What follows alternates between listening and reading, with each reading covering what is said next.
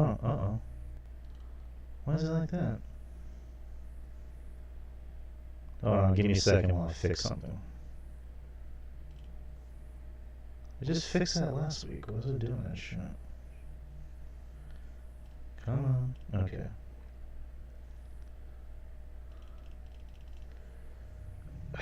Really, you're gonna be a Do you use OBS outside of our streams, or do you use it for like the other shows? When it was me and Jeff doing our NXT show, yeah. And this thing. Well, what about like when you and RJ when y'all do y'all's podcast? Actually, we don't. I'm gonna start doing it though. You know, because sometimes with OBS, if you don't open up in a while, like sometimes your settings will, or you're always going back in to fix shit, Yeah, which is what I'm doing now.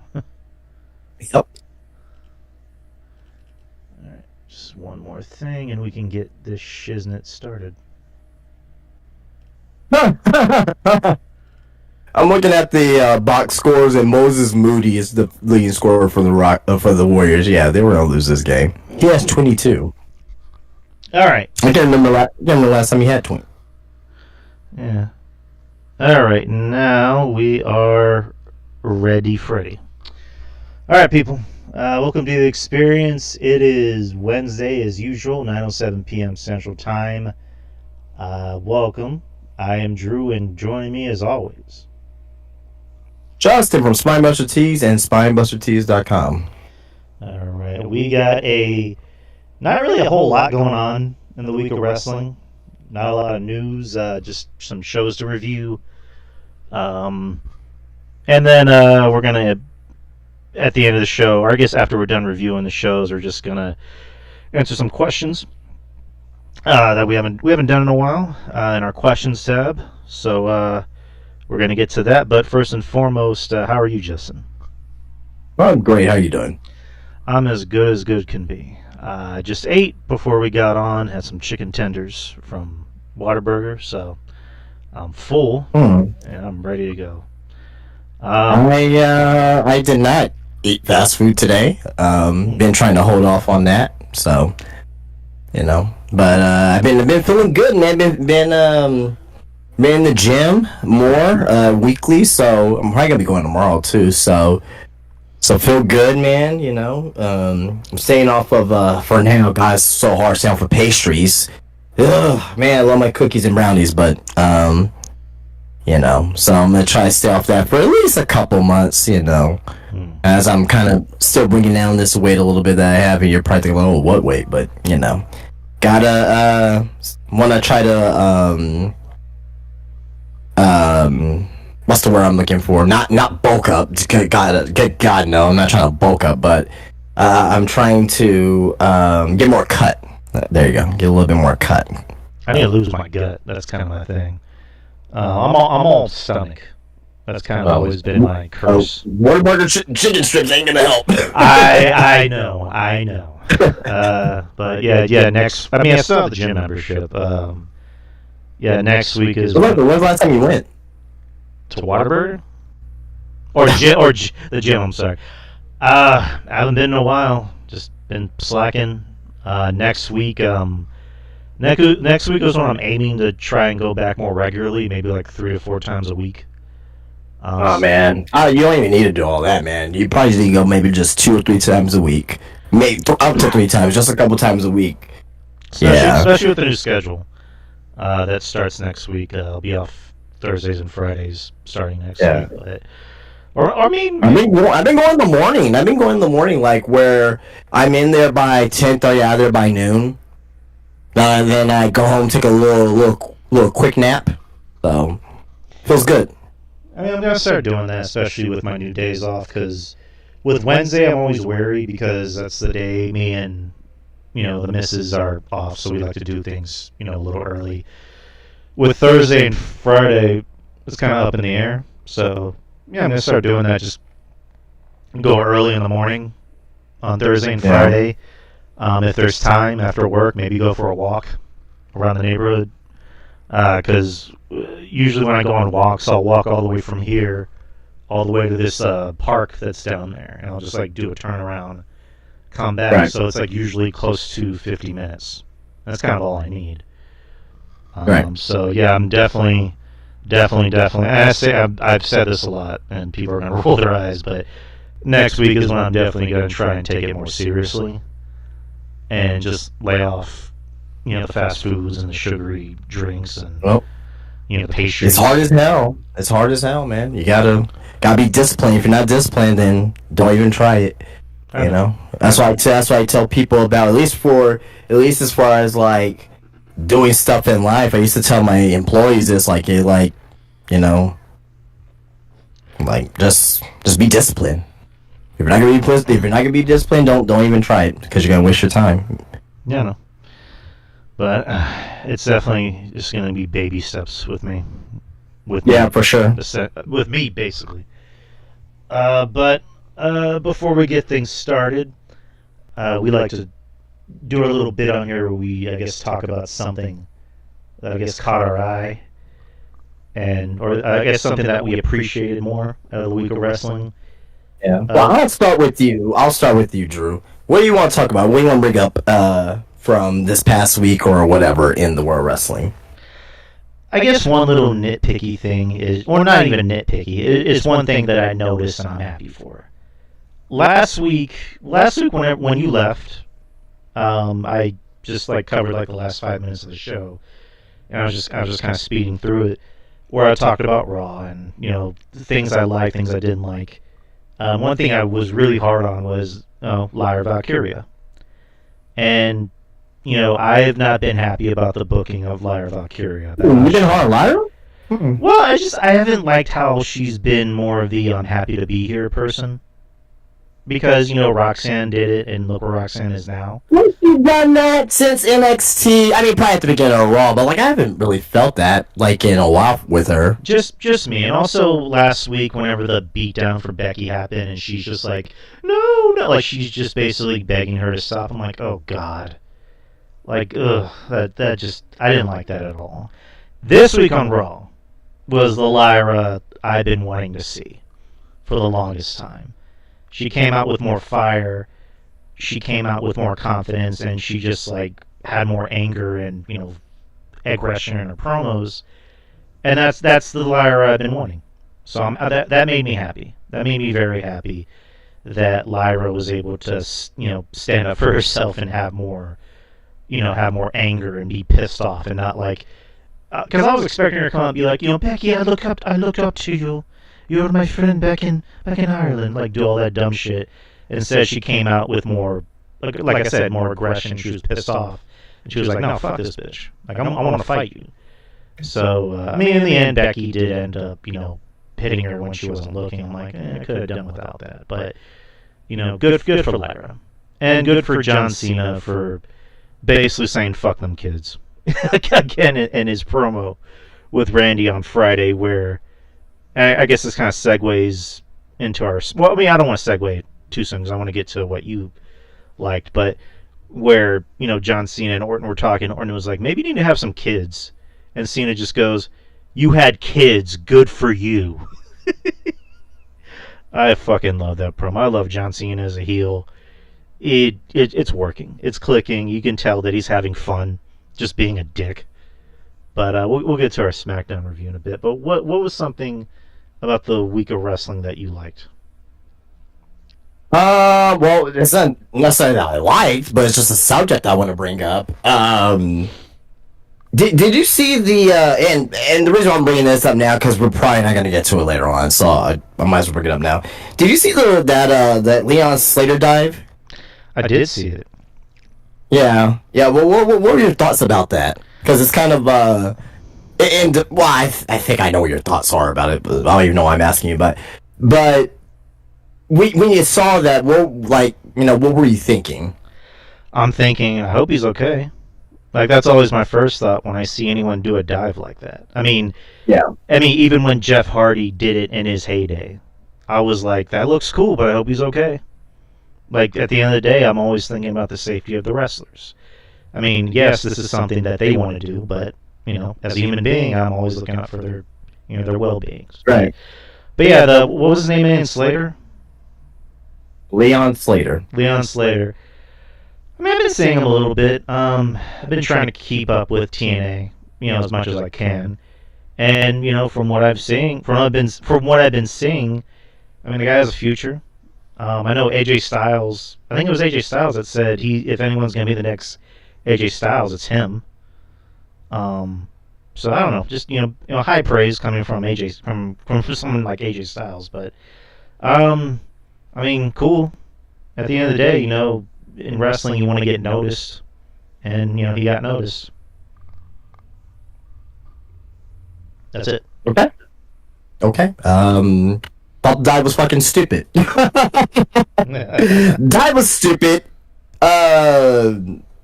He's athletic as all hell, right?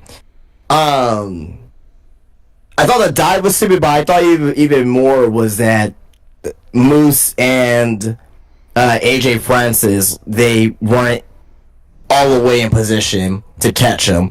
And I've been hearing different theories. If you would have done a crossbody, obviously it would have been easier. That way it will look stupid because everyone's going to be falling slowly to the ground versus the Swanton 450 where there's more room for error and he's going to be more vertical out instead of horizontal. So I totally get that. But the point I want to bring up is that I know that Moose on Twitter, and I think I got the tweet up here. I should have had it up because I usually have this stuff up. I don't have it up for some reason, and I'm a dumbass. So, got it. Why am I not prepared?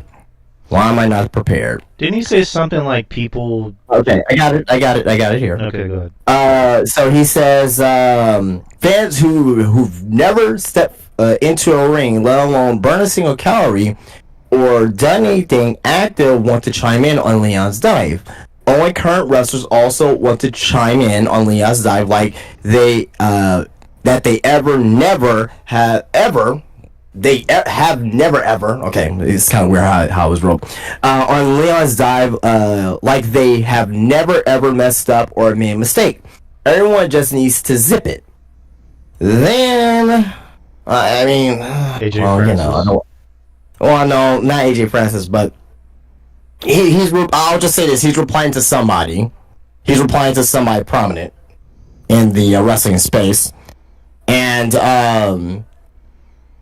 the person, I'll just say, he said this. He said, "This is the second day in a row. Second day in a row now. He's complaining about fans, complaining about this dive. Yesterday, he told everyone to shut the fuck up. Have you ever seen athletes hate their fan base more than pro wrestlers?" Then he went on to say, "I don't hate fans at all. In fact, I understand we need them, but I truly get annoyed about some fans whining and unrealistic expectations. Like, why the fuck do I have to publicly apologize over a spot in the match? You don't know what was said behind closed doors, and you won't." So that was coming back from Moose there. So thoughts about that, and really what it is, do you think that wrestling fans in general kind of not necessarily overanalyze, but overdo it as far as concern for a wrestler? Or do you think that Moose is in the wrong here by saying that fans, shouldn't be saying anything, shouldn't have an opinion about certain things that goes on in a wrestling match? I think yes and yes to all questions you just asked. It's like I mentioned, at the end of the day, it's like they're human beings, and I don't legit want to see anyone get hurt out there. Right. So that's number one. For someone like Moose, and again, I saw the spot, I didn't see the aftermath. So from what you're describing, you said Moose and AJ weren't like in the right position to catch him. Yeah, did you see the spot? I saw the spot. I just didn't see the aftermath. I only saw him jumping. Well, if you watch the spot, you'll clearly see that you know what? It's now starting to come back to me because I was just seeing it in like bits and pieces because I saw this spot and then I saw like one of those like wrestling sites of like, hey, look at this guy botch, and I just saw him Well, land. I mean, it's a 5 second clip. So basically, he did the Swanton 450 off the truss Right. of the Ultimate X, right? AJ Francis. I mean, there was a lot of people there. There was a lot of people in this match. The King was in this match. Sidney Akeem, the former Reggie, was in this match. He said that Leon is like he hurt his leg in the match. So, but because of that, so AJ and Moose were the primary catchers because they're the two biggest guys. Right. So they were in the middle. And it looks like the seas were parting. It looks like it was, Moses opening up the sea, pretty much. That's how big the hole was. In my opinion, they should have been closer together, but what do I know? But I'm sorry, continue. But all in all, I think Moose should have just taken responsibility and be like, yeah, I fucked up. Instead of, trying to, gaslight the fans and be like, well, you never been in a wrestling ring. So, like, oh, just Moose, come on. Like, I want to like Moose sometimes, but then he says shit like that where I'm like, And then AJ. Well, I have nothing against Moose. This is not going to change my opinion on Moose. I know. I'm just how I feel. And then AJ Francis is a moron. He's always been a moron. But okay, I don't. Okay. Okay. I mean, he's. I didn't see anything that he said was disparaging about the spot. Anyways, just should. All he really said is that he really just put up one tweet. Says, "I agree." Yeah. Now let's point out who ran out of the way upon impact and where they are booked the most. So he was talking about other wrestlers ran out the way. AJ was he tried to catch him, just wasn't in position. Oh no! And he said he agreed. He said he agreed that that we fucked up. Okay, and then let me retract my statement. Moose should have been the one taking responsibility instead of blaming the fans. It has nothing to do with taking responsibility, because he took responsibility too, but also at the same time he's like, hey, if you're a fan, you shouldn't really be talking. So I think really the main content is that do we think fans kind of overdo it sometimes as far as the concern of wrestlers, in a way that Moose is not necessarily correct, but he has a point. Yeah. Or is it more the lines like hey, like we saw the spot, messed up, right? Take responsibility, take it on the chin, and move on. I'm more the latter. I think that's what I feel. I mean, fans always overanalyze everything. I mean, so it's nothing new. I think in this case, again, this is just me playing, armchair detective, overanalyzing fans. I'm pretty sure we weren't the first ones to tell Moose and AJ something. I'm pretty sure agents told him something. Pretty sure other wrestlers told him something. And not even just that. I listened to Busted Open in the car on the way to the gym yesterday. Yeah. And Mark Henry and Bully Ray, they were like, that spot was not needed. They could have done. A lot of people were saying they could have done the crossbody. Right. They said the benefits of the crossbody more. Does this really help Leon Slater get more over at the end of it all? I say if we would have done a crossbody, would there have been as many highlights showing what's happening? Probably so, but I don't. It would just been like, oh, that's cool, but like, oh, all right, crossbody, all right, you know what I mean? I mean, he did his fucking finisher, right? That's like if Ricochet did, a fucking 630 senton from up there, you know what I mean? That's the equivalent to that, and him doing his finisher like that took a lot of balls. Right. So let me ask you something. What exactly is a stupid spot? Like in your eyes, like what's I know you just said this was stupid, but like it was stupid from the point of, not everyone not being in position. You guys are professionals. You guys know how to calculate dives, right? Mm-hmm. That's stupid for one. But also number two, love the Swanton 450. I love the move. I think he could have just done something else. He could have just done a regular swanton, I think, maybe. Right? But if he would have done that, it would have been the same thing. Instead of him laying on his face, he would land on his back, so probably not.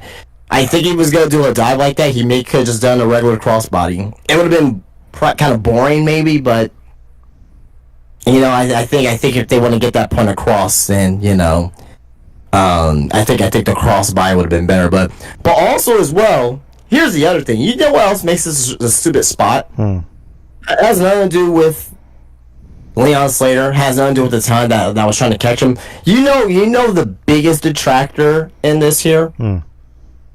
Whoever is the agent for this match. Yeah, exactly. Whoever's agenting this match, they had to know this was going to happen. They should have had everybody crystal clear, knowing that, hey, make sure you guys are in position. Or no, I don't want to see that. Just do a crossbody, Leon. No need to do a super risky thing. Well, it's like I've always said, damned if you do, damned if you don't. And unfortunately, it's the truth, because you just brought up the agent analogy. It's like when Michael Hayes was agenting all those ladder matches and TLC matches with the Hardys and Edge and Christian and the Dudley Boys, and for us fans, we love those matches. Those are memorable matches, and those what got those guys noticed, and eventually they all became big stars, i.e. Edge and Jeff Hardy, and to a lesser extent Christian, and kind of Matt Hardy. But it's like, look what it did to those guys' careers. It took a lot out of Edge. It took a lot out of the Hardys. It even caused them to kind of fuck up their bodies and use drugs on them, or medication or whatever. But again, damn if you do, damn if you don't. Some guys got to get noticed the hard way. Not everyone is a John Cena where they look like $1 million and don't really need to put their body through too much hell to get noticed. They just need to have personality. So do you think that this is going to end up hurting Leon Slater's not total career, because he's fucking young as shit. Like him and Javon Evans is the same fucking age. That's why like I want to see them both in NXT. Like they could have been like a fucking dynamic ass tag team together, because they're basically the same fucking wrestler essentially. But do you think that this will hurt his career? Do you think this is gonna not necessarily help his career, but like not hurt his career? Or this could be like one of his defining moments of his career. I don't know, but what do you think? Well, let me ask you something. How many views or clicks has that spot gotten on like social media? You know what? I don't even know, but I can double check real quick. I was going to TNA on Twitter real quick and see if I can find that spot and see if I can find it here. But that is a great question, because I would like to say it has to be over 1 million. So many people are talking about it. You know what I mean? Because if it's in the millions or anywhere close to that, it's obviously going to get him noticed. But again, as someone who's that young, I would think like, don't make that your gimmick to where you have to do these stupid stunts to get over. Yeah. You have enough talent, but unfortunately, I can't tell them what to do. The only people I can tell them what to do are the agents. So. Yeah.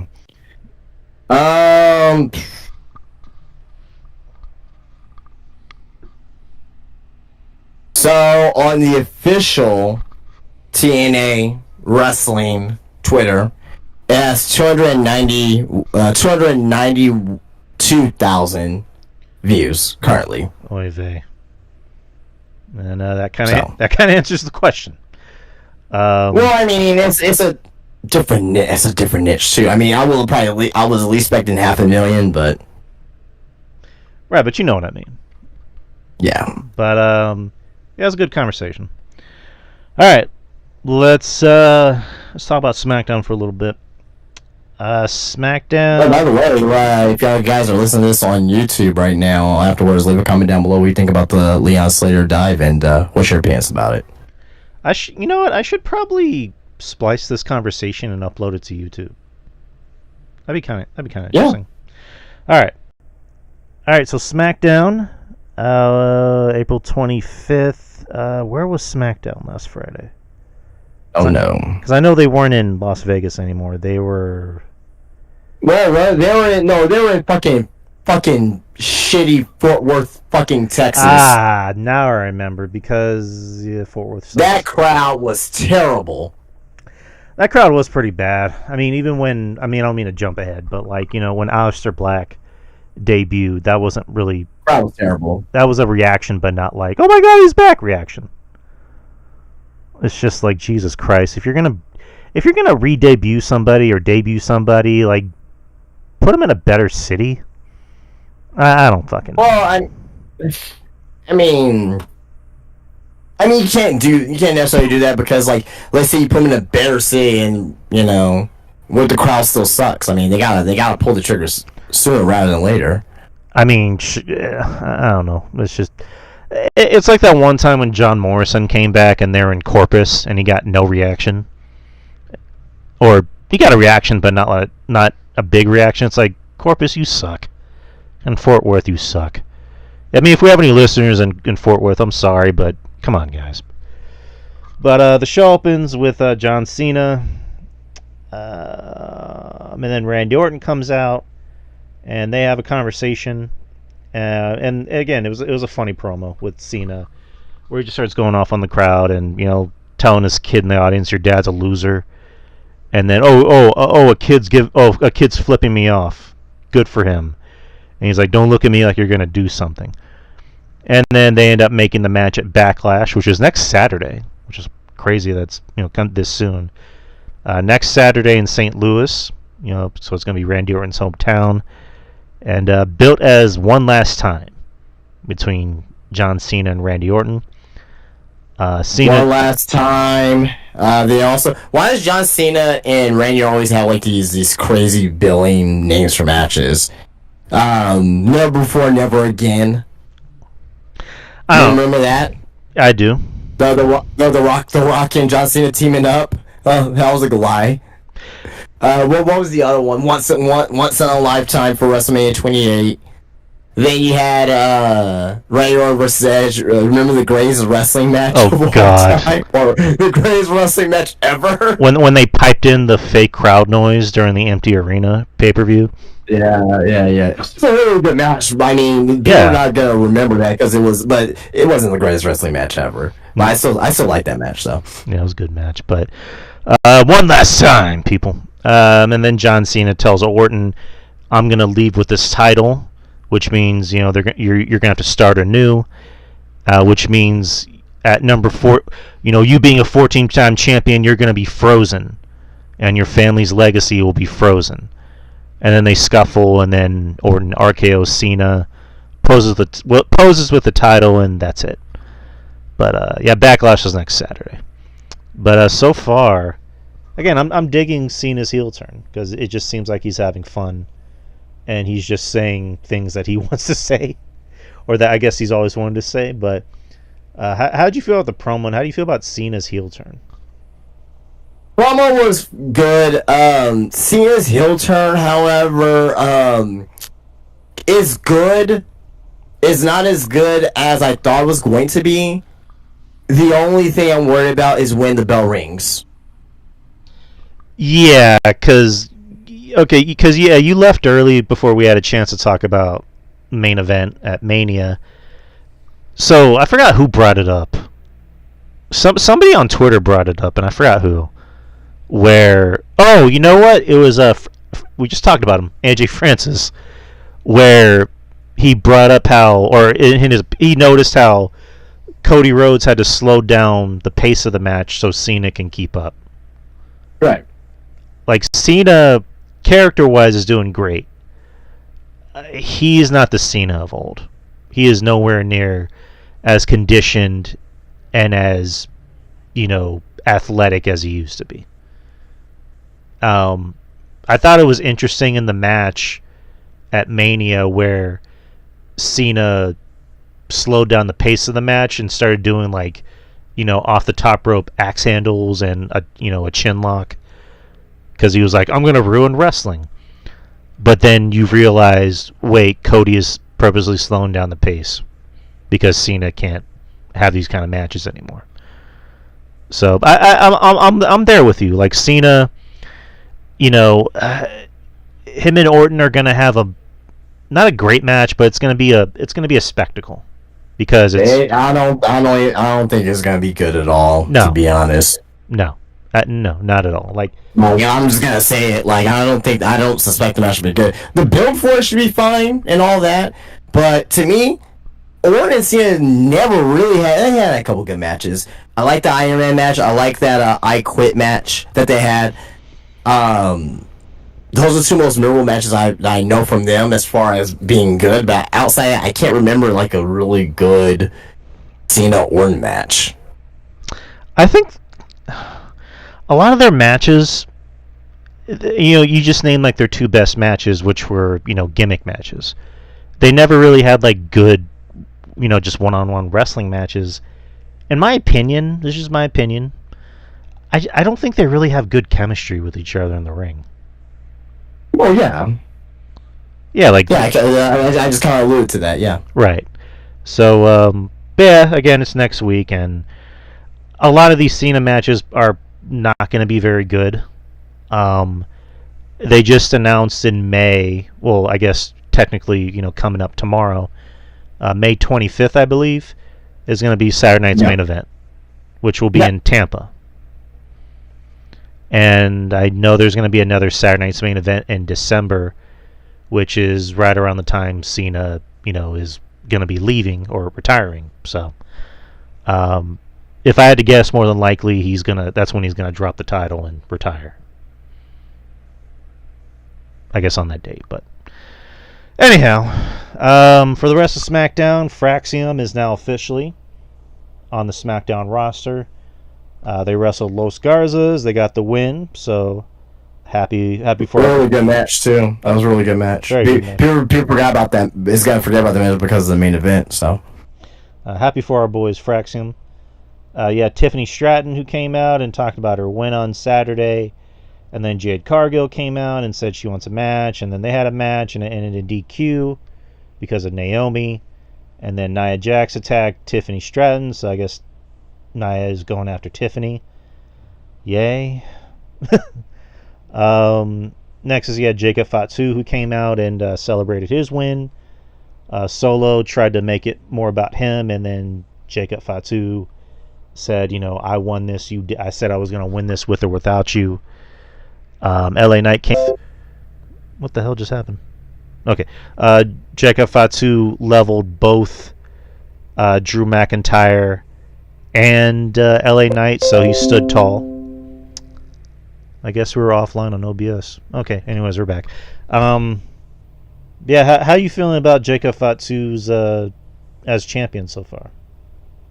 I think really good. It kind of gives the division kind of fresh legs because it's now a heel holding the belt, and this will be able to possibly get more baby faces involved with the United States Championship. So obviously, Damian Priest, you can throw in. You can obviously do Drew McIntyre versus Jacob Fatu, but that can also eventually to Aleister Black going after the title as well. So, and also as well, I'm assuming he's gonna probably turn babyface during this particular title reign as well against Solo. I think Solo's probably gonna take the title off of him if they're gonna tell that story, but so but so far I like it. It gives a fresh coat of paint. Yes, sir.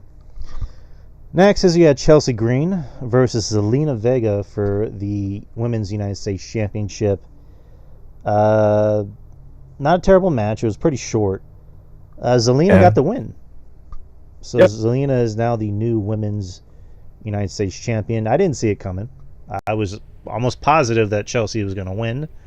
But Chelsea got the win, and I'm not Chelsea. Zelina got the win. Which I guess kind of makes sense segueing into the next segment. But I can't say that I'm thrilled about her being the champion, but good for her. It's she's worked hard. People like Zelina. I know you and me have kind of had our not negative feelings about Zelina. We kind of agree that she can at least have a match. She's capable of having a wrestling match. Not a terrible wrestling match, maybe not a great wrestling match, but again, the fans like her. And these new women's titles, you need to get other women over. We've had these long discussions about there's a lot of women on the show that aren't over. Zelina seems to be popular with the fans. I don't know if she's over, but she's popular with the fans. But how'd you feel about Zelina winning? Her, man, she's been there for forever. This is her second run, and I think she deserves opportunity. And this doesn't hurt Chelsea whatsoever. This may elevate Chelsea to go after the WWE Women's Championship sometime this year. So she may win Money in the Bank. I don't know. We'll see. You know what I mean? So I see this more of a positive than everyone's. Oh my God, Chelsea lost. Like, if you want Chelsea to be United States champion forever, fine, right? But in order for her to grow, she has to lose that belt, and she's still going to be over regardless. And I think she's going to be in contention to win the Money in the Bank this year, because they're going to put her back in Money in the Bank this year because she's very well experienced in ladder matches. As long as she keeps her momentum, I think she has a great chance of winning. Zelina Wayne, good for her. Give her a shot and see what she does with it. You know what I mean? I have nothing against it whatsoever. I don't have a bad thing to say about Zelina Vega. Exactly. Next is you had The Miz talking to Carmelo Hayes about winning his Andre the Giant Memorial Battle Royal trophy and inspiring him and giving him his Andre the Giant medallion, and then says, you know what, I got something I need to get off my chest. He goes to the ring, talks about not being on WrestleMania, talks about main eventing WrestleMania and beating John Cena, yada yada yada. The lights go out, and it's the return of Aleister Black, and they even gave him his old theme music back, which was, I believe, Code Orange. And again, the crowd wasn't great for this at all. He got a reaction, and you heard "Welcome Back" chants, but not a very good crowd. Not a very good crowd at all. But it was good to see Aleister Black. It's good to see that he's still selling the eye injury from 5 years ago. But he comes out and gives Black Mass to Miz, and good. But good to see Aleister Black. They were pretty much hyping him up for the past month, I believe. But how do you feel about Aleister Black coming back? I'm a huge Black guy. AEW, WWE, it doesn't matter where he's at. I'll be a fan of his. I would say I was a little underwhelmed. Not from the crowd. Well, not just because of the crowd. I was really hoping he would have really had his House of Black attire. I think that's a little bit more menacing than when he came out clean shave and all that. Like, maybe we will get that, but I was thinking more. Hopefully, he'll do like the House of Black type of deal. But I'm not gonna complain about him being back on television with WWE, and hopefully, he finally gets the push that he deserves. But we'll have to wait and see and see what happens. What's your thoughts about him? His first possible match being against The Miz. I mean, I'm fine with it. It's The Miz. I mean, The Miz is usually the guy that everyone comes in and works with, and it's fine. It's fine. Like, do you think he's kind of being pigeonholed into a certain role in the show already? I mean, isn't everybody when they come back? I mean, because, I think everyone kind of has their own deal going on. I mean, the United States title looks like they're kind of going through, 4 guys. The world title scene, is essentially kind of held up because, Cena's there and, Randy Orton's, there. I was kind of expecting, this is just my opinion, I was expecting like Cody to come out and Black to come out and take out Cody. That was kind of what I was thinking, but They brought him back as a babyface, which You think Cody was going to be there? I thought he was going to be there and address the crowd and like give his very solemn, somber speech about, oh gee whiz guys, I couldn't do it, but here's for next time. And then Aleister Black comes out and gives him Black Mass, a la 5 years ago when he debuted in AEW in Miami. And also as well, what's symbolistic about Aleister Black's re-debut here?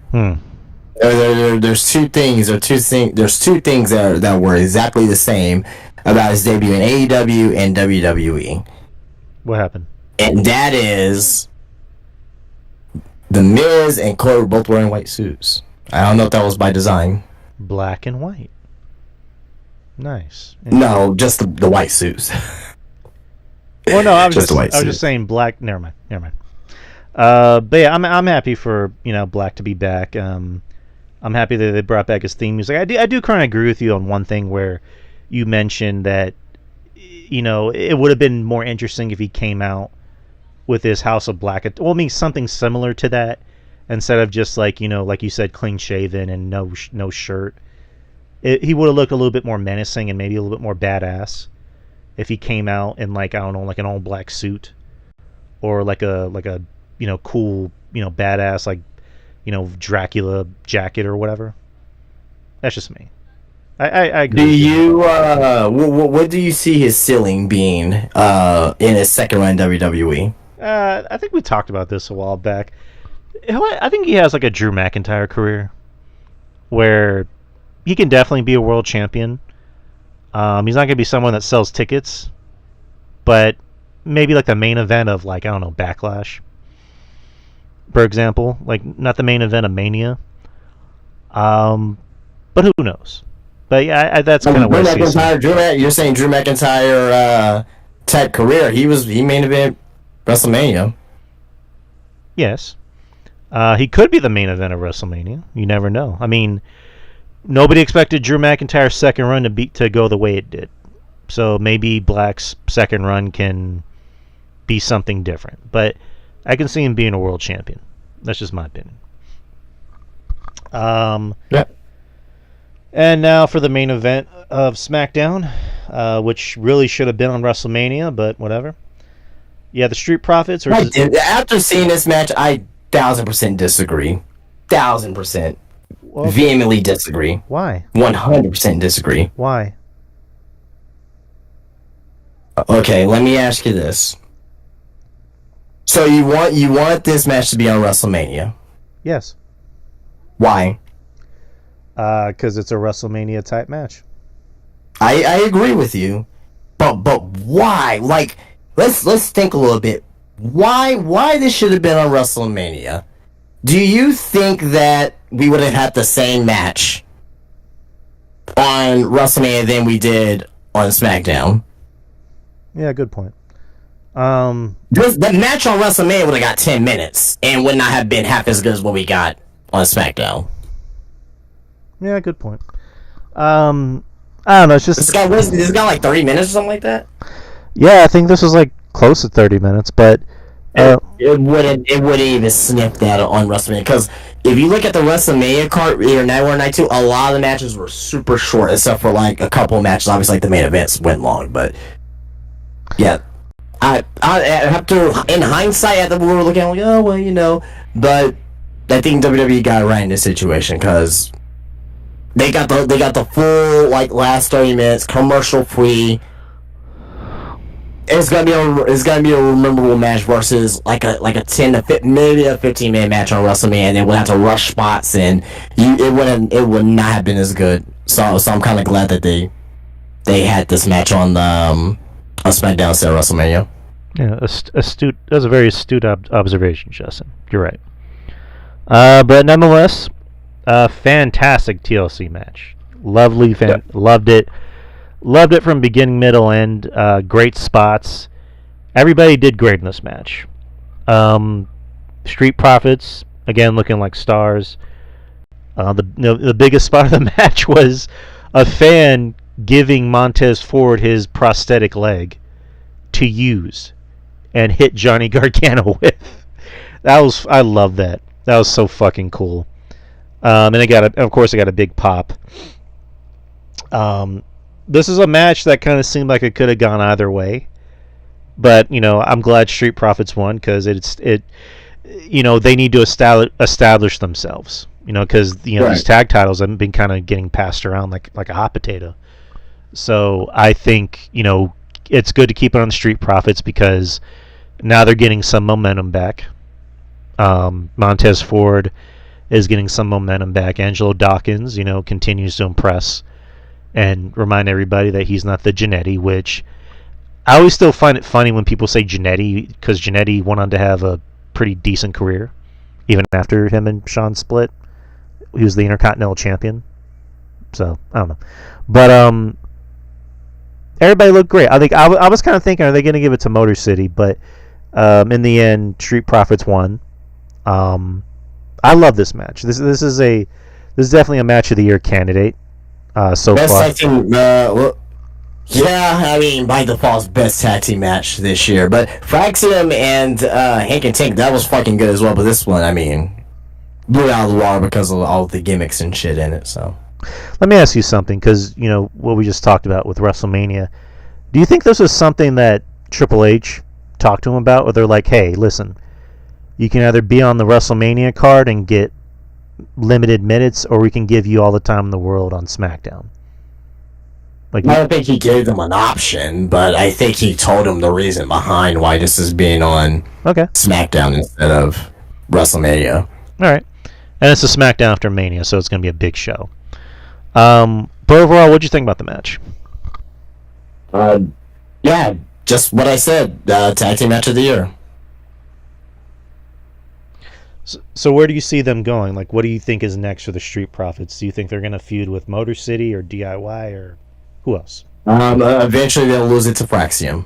Yeah, that kind of seems like the way to go. I don't know when, but I think that's the match that they're going to set up eventually. Exactly.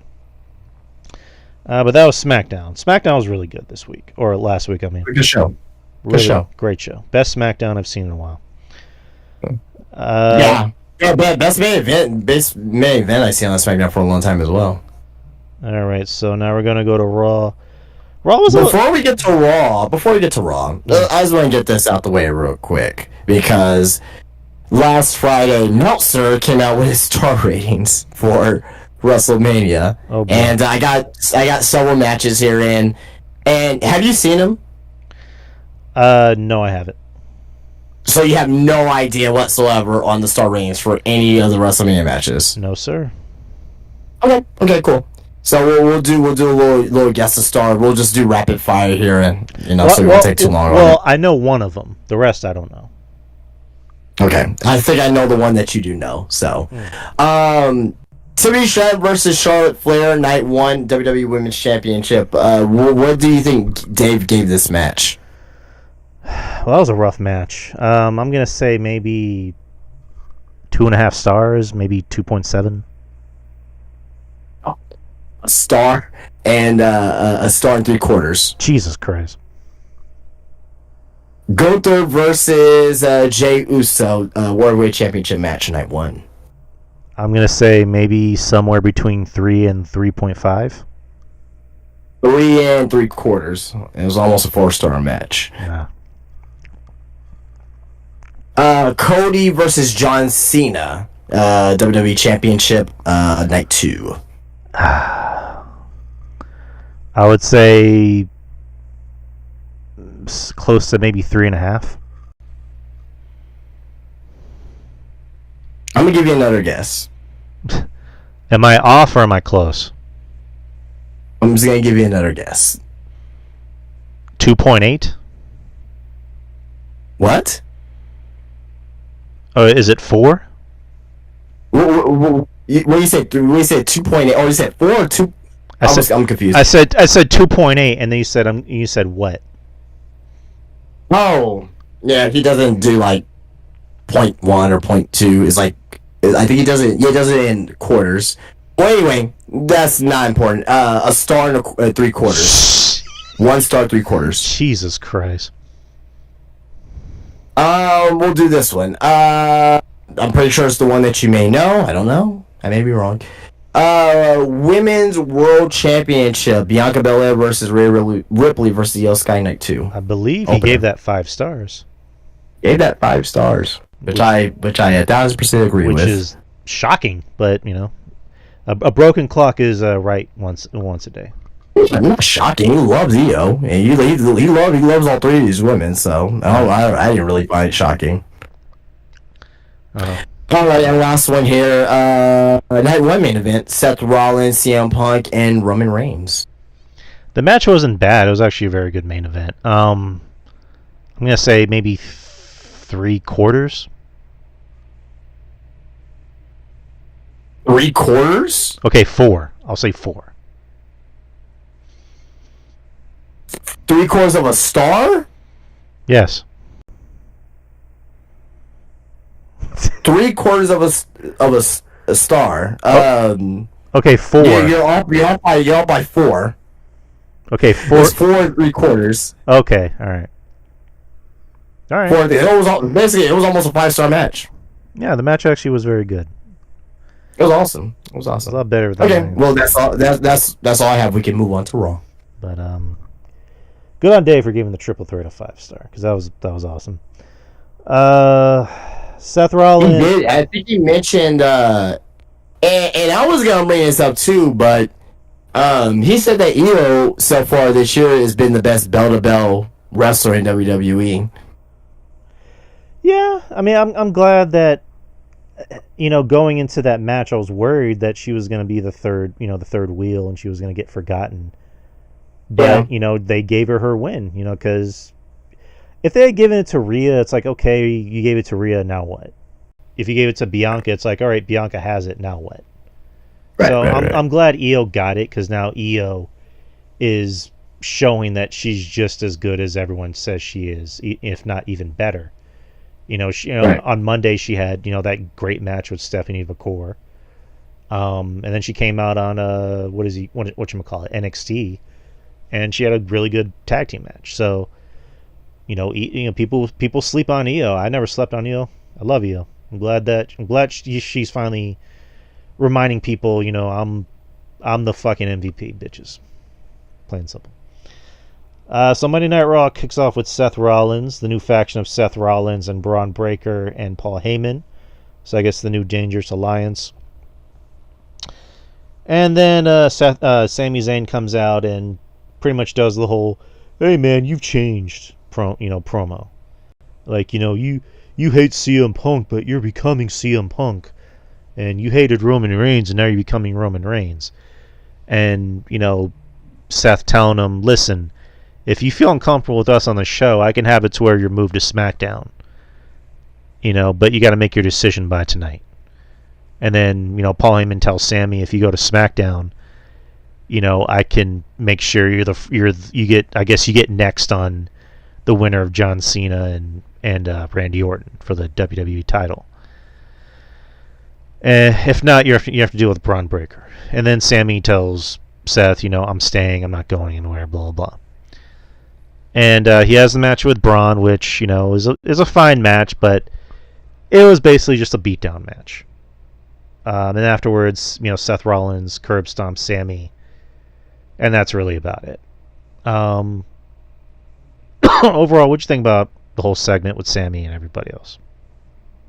That was great. That was a fantastic segment. I think, and I didn't get to mention this last week about the group, but they're really trying to build up Seth Rollins as the new face of WWE. Like, that's what they're trying to do, right? Is he gonna be the face? No. He's one of the faces, but he's not gonna be the face, right? Like, he's too far along in his career, in my opinion, to be that. But, I mentioned earlier this year that Sami Zayn may go into Saudi Arabia next year for a Royal Rumble, win it, and go on to WrestleMania to face off against Drew McIntyre. You did.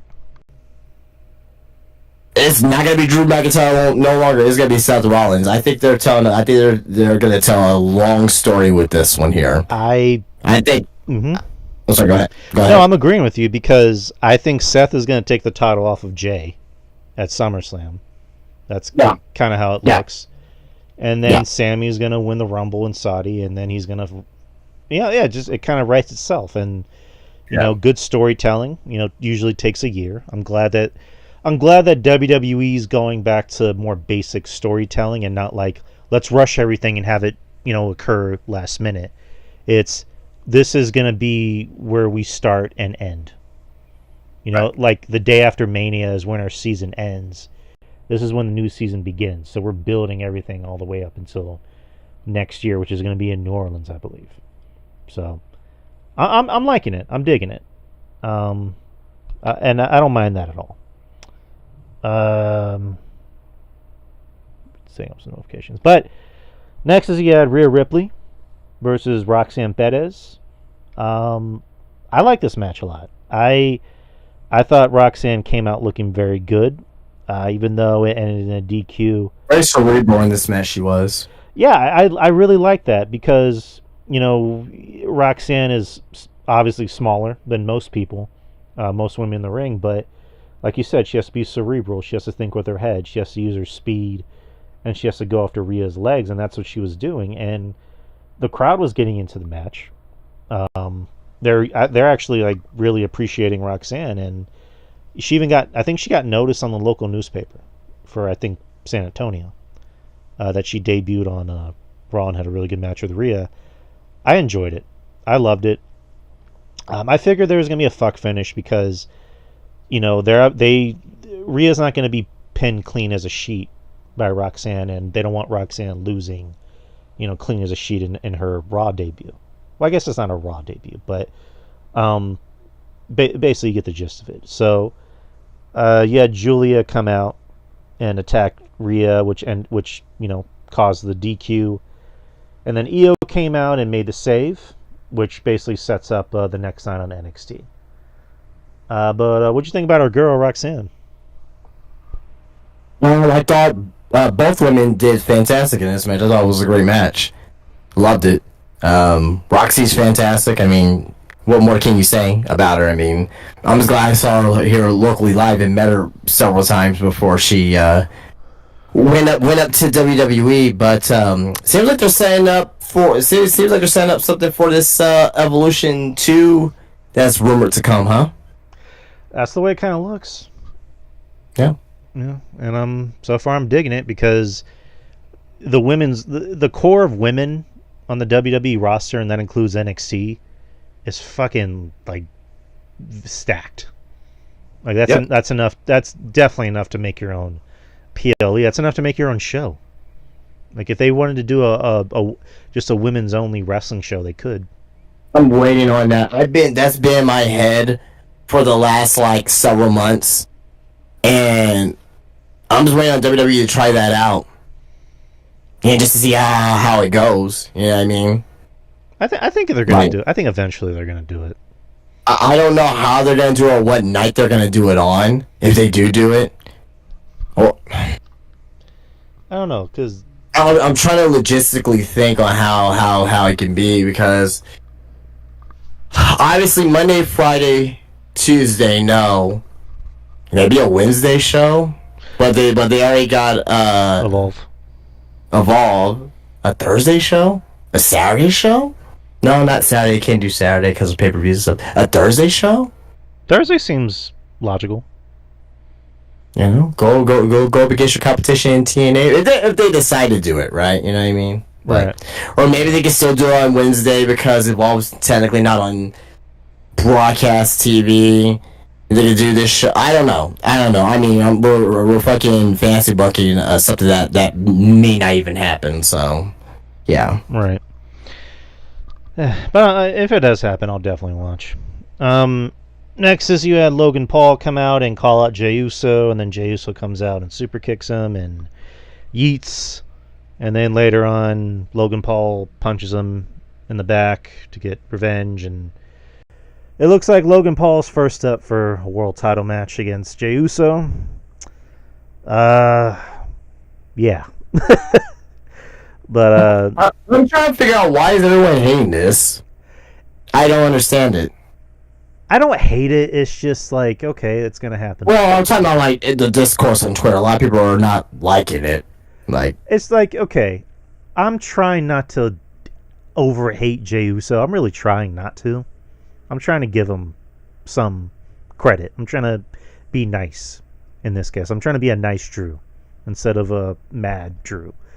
Logan Paul is the biggest heel in the company.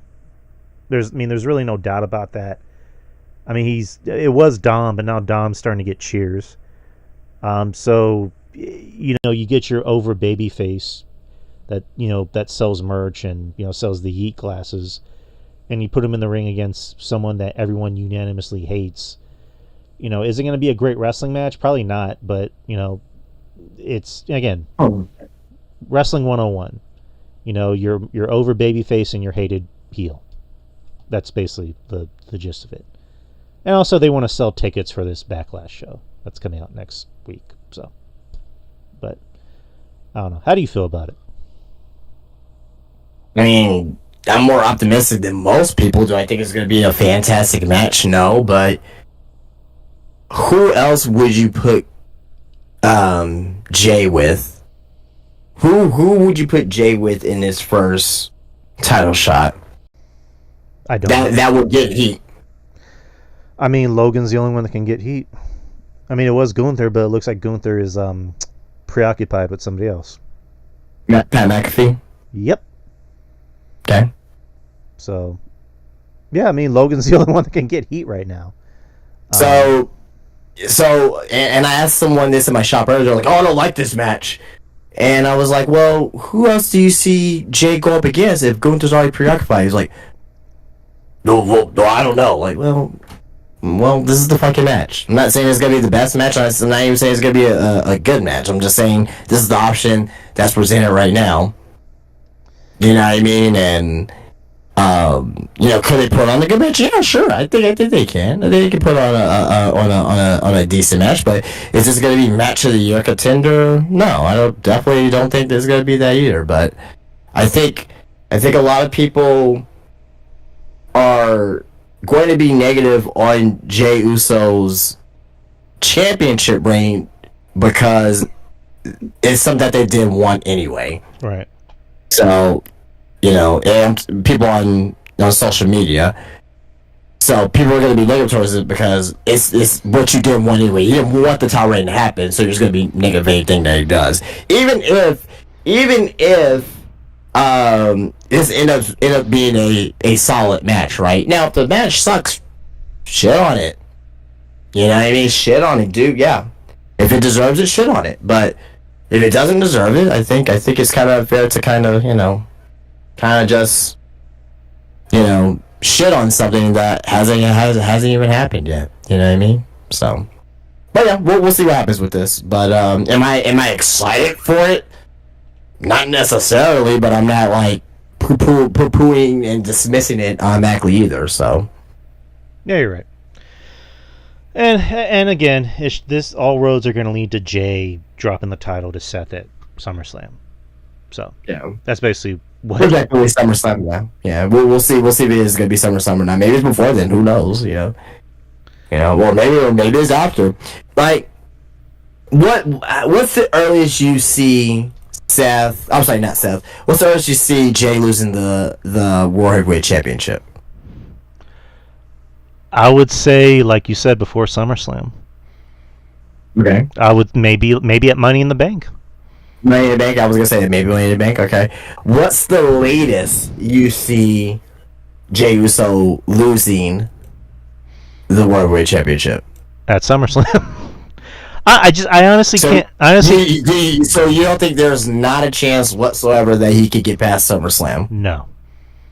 And I'm not even trying to be negative. I honestly just don't see him. Would you bet money on that? Would you bet like, oh, I have my life savings? Would you bet your life savings on that? No. And I don't bet money on anything. I mean, you don't think he's gonna go past SummerSlam, so it's just we've been watching wrestling for a long time. How many title reigns have you seen like this? No, I agree. I agree. I don't think he's gonna get past SummerSlam, but I think the latest he'll lose it by will probably be by Survivor Series. That's the latest that he'll lose it by. Well, you got to think about it like this. Who? You're thinking from a standpoint that you don't want to see him as champion that long versus what can happen, right?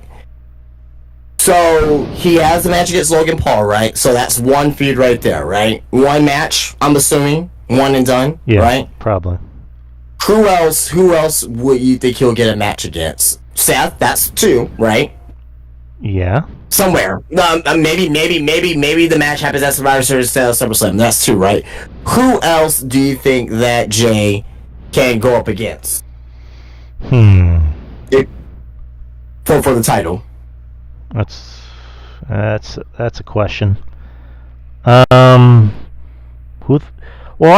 they supposed to have a draft coming up? There's a draft coming up, yeah. I think maybe next month, I want to say. Okay. Maybe if Drew goes to Raw, maybe Drew can be a match. Yeah. What else? He needs heels. That's the one thing. He needs heels. Do you think that they may do not babyface versus heel? Do you think that there's a possibility that they may do Jay versus Jimmy again? I fucking hope not. Blood versus blood before the title, and Jay obviously wins. No, please, please no. I'm not saying if you want to see it or not. I'm saying, do you think WWE may want to go down that route? I mean, it wouldn't surprise me if they did that. It wouldn't surprise me either. I don't want to see it. I'm just saying possible matches that we can see. Do you think that there's a possibility? I'm going to throw this out there. Do you think there's a possibility that John Cena may want to be a double champion? That could happen. I mean, Cena's whole thing is I'm the last, real world champion. And exactly. This title needs legitimacy, and you're just a catchphrase buffoon or whatever. Like, he can say something like that. They can do champion versus champion, and that ends in like a clusterfuck. Or it could be like,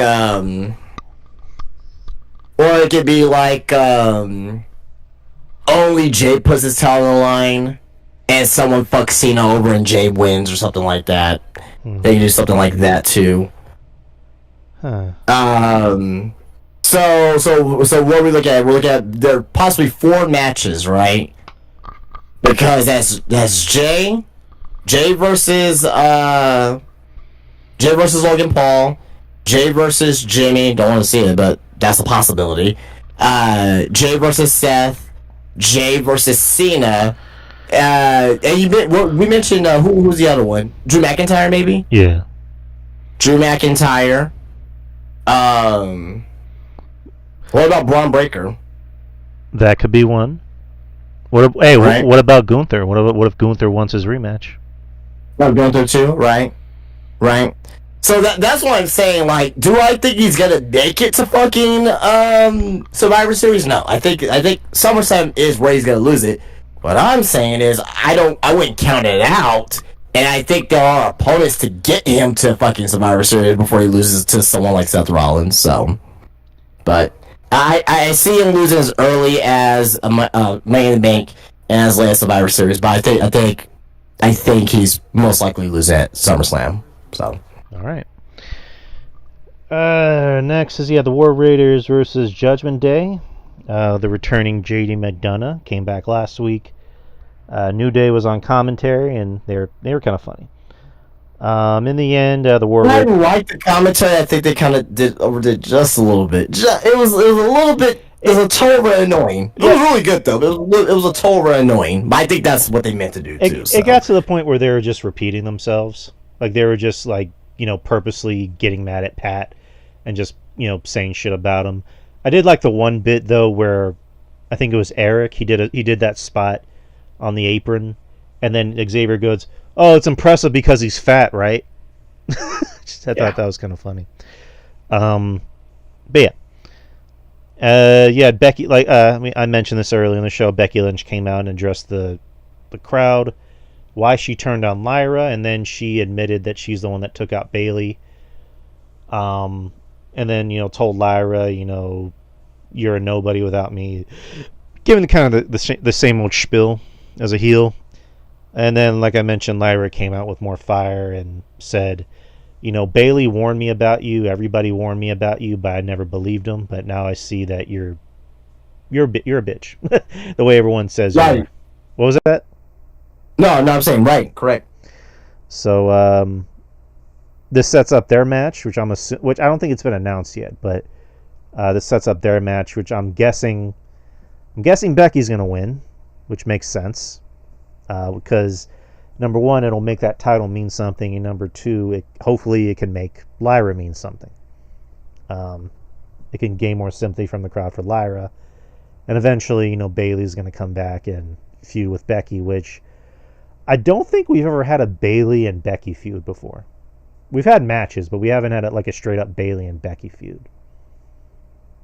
Like they feuded with everybody else in the Four Horsewomen. Like, of course, we had a Becky and Sasha feud. We had a Becky and Charlotte feud. We had a Bayley and Sasha feud. Didn't they have like a fucking like what was that in like a couple years ago when they had like the steel cage match? Bayley and Becky? Yeah, they had a steel cage match. They didn't have a steel cage match. Yeah, they have. On SmackDown? On Raw. This is like 2 years ago. I do not remember that. Like when when Bayley had damage control and I said feud. I'm sorry, Becky wanted to face Bayley. Yeah. And I guess in order to prevent she eventually had damage control basically not barred from ringside but basically a steel cage to keep him out of the ring. But yeah, they had a steel cage match. Well, I meant feud, like a straight up feud. I mean, would an actual feud consist of a steel cage match? You just have a random steel cage match. I'm saying like a months long feud between the two. They were feuding for a couple months. This was back in 2023. This wasn't like a WrestleMania match, obviously, or anything like that. But okay, a feud that I'll remember. That's the best way to put it. Well, you say they never had a feud, and I'm going over the feud with you, and you're like, "Well, I don't remember that." Like, well, I know they had the War Games match that year. That I do remember. It was a Damage Control versus I believe it was Becky, and I think Bianca. And I now remembering it because Rhea was in it, and I believe. Well, no, this is nothing to do with War Games. This was a regular steel cage, and I believe this is before WrestleMania. This is after Royal Rumble sometime in 2023. But anyways, they're gonna have a feud. That's the way it looks. Okay. It does suck, for Bayley because she got taken off of Mania, not because she was hurt, but for storyline purpose. And right. I mean, there's been this kind of big thing going around, because Bayley was on Chris Van Fleet, and she talked about that she doesn't think she's on Becky and Charlotte's level, which I don't think that's something you should maybe say out loud, because I can't tell if. I don't know. I don't know if maybe you're trying to draw attention to yourself, or maybe you're trying to gain sympathy, but that just kind of doesn't really make you look good, in my opinion. I know Baron Corbin or Thomas Peacock, whatever he goes by, had said it's bullshit that she's off the card, blah blah blah. And Bayley had mentioned that I think she has another year and a half left on her contract. Yeah. So, where do you see Bayley on the pecking order as far as the women's division goes? Because I love Bayley. I've always loved Bayley. When I look at her, I look at other women and I'm like, I think she's just there to put other women over. That's gonna kind of be. I wouldn't necessarily say that, but I think she's not she's not S tier right now as far as in the women's division. She's more of an A tier. Right. Basically, she's still there, still one of the top women in the division. But she's not like the primary focus. She's not a Rhea. She's not a Bianca. She's not Io. She's not Tiffany. So she's not Becky, right? So she's not in that echelon currently right now, and that's okay. You know what I mean? That happens. Randy Orton for a while. He hasn't been like the top primary. Top of the division. Randy Orton's been an A tier guy for 10 years now. Nothing wrong with that, and Randy's still fucking over. So right. I think Bayley can be the same thing where she can still win championships, every now and then. And putting people over, having feuds with people that's important, and eventually still getting hers where she still be able to win championships. So I think she's still in a good position. I know she wants to have more for herself, which she clearly deserves, but also at the same time as well, it's like you gotta make sure the future is being set up as well. Just like how the future was set up. Well, actually, the future was not set up for her. She was one of the 4 women that have to take the fucking future. So, but yeah. So whenever a contract does come up, which I believe I said like a year and a half from now, where do you see her? Do you see her staying with WWE, or do you see her maybe going to AEW? Too early to tell. Can't say. All right. And while we're talking to have the game on, Luca, what do you think? Again, like you said, too early to tell, because a lot can happen in a year and a half. Because for all we know, in a year and a half, she could be women's champion again. She could be, back in the S tier again. So, Bayley, for what it's worth, she's very liked in the locker room, kind of like a Natalya. I think Bayley does have a lot to offer in this company, especially for the women's division, because you still need your vets, especially with a lot of these, younger women coming from NXT that, they got their training from the Performance Center. They're not like a Bayley where Bayley got her training from the Indies, from a wrestling school that isn't associated with WWE. Right. So you're going to need that experience from somebody like Bayley, who knows what it's like to go through hardships. So right. if I'm a younger woman in the company who's just coming up to the main roster, or even in NXT, if I have a chance to pick apart Bayley's brain about how wrestling works and how to control the crowd and ring psychology, I'm going to want to listen to her. And as much as I give Natalya a hard time, I would want to listen to Natalya talk about in-ring psychology and how to have a great wrestling match. I know we didn't talk about this last week, but did you see Natalya at Bloodsport? I did. So, gosh, she looked like a killer, man. Yeah, again, I give Natalya a hard time, but I'd be an idiot if I said Natalya was a bad wrestler. She is a great wrestler. She's definitely going to go now as one of the best. But like I mentioned, while we were talking, Luka Doncic just left. Also as well, also, I'm sorry to interrupt, but also as well, like, I had a feeling that Bayley, like, she kind of, obviously she held back on what she really wanted to say. Let's say that she ends up leaving WWE and she goes on to to AEW, right? And she has an interview. Like, do you think that she'll actually kind of say what she actually feels about her time in WWE at that particular point in time? Like, do you think it'll be a point where she'll not necessarily bury WWE, but just kind of be like, well, I wish they would have done this better with me, this, that, and the other. Like what would you think that interview will be with Bayley whenever she does leave WWE, or if it does happen? I think Bayley will be nice, because Bayley doesn't strike me as somebody who would burn a bridge. I think, like you said, it'll be... You won't be burning a bridge, but it'll just be like, they had me here, and, they didn't use me, you know what I mean? Well, it won't be like along the lines of like a CM Punk. I'll say that. It'll be... Okay, yeah. Kind of like how you said, where it's like, I enjoyed my time, I just wish I was used better. Right. I saw opportunities that I thought I should have had, but they gave it to somebody else who I felt wasn't ready for the spot. You know what I mean? Right. She'll be kind, but she'll be a little honest, but not like fuck this company, fuck these bitches, blah blah blah. So she'll be nice because she knows the career she had in WWE, and she's obviously very well liked and people love her. Leave. I mean, I think she wants to have that match with Mercedes in AEW too. I mean, they're obviously best friends, so Which, yeah. But well, I mean, they are best friends. I know it's a big burden for Bailey, but like I mentioned, Luca just walked off the court holding his back, so I don't know when he's gonna come back. Okay. I don't care about the Lakers. I mean, if anyone's interested in the game that's listening or watching, I'm just want to point that out. Anywho, anyhow, I want to die right now. Why do you want to die right now?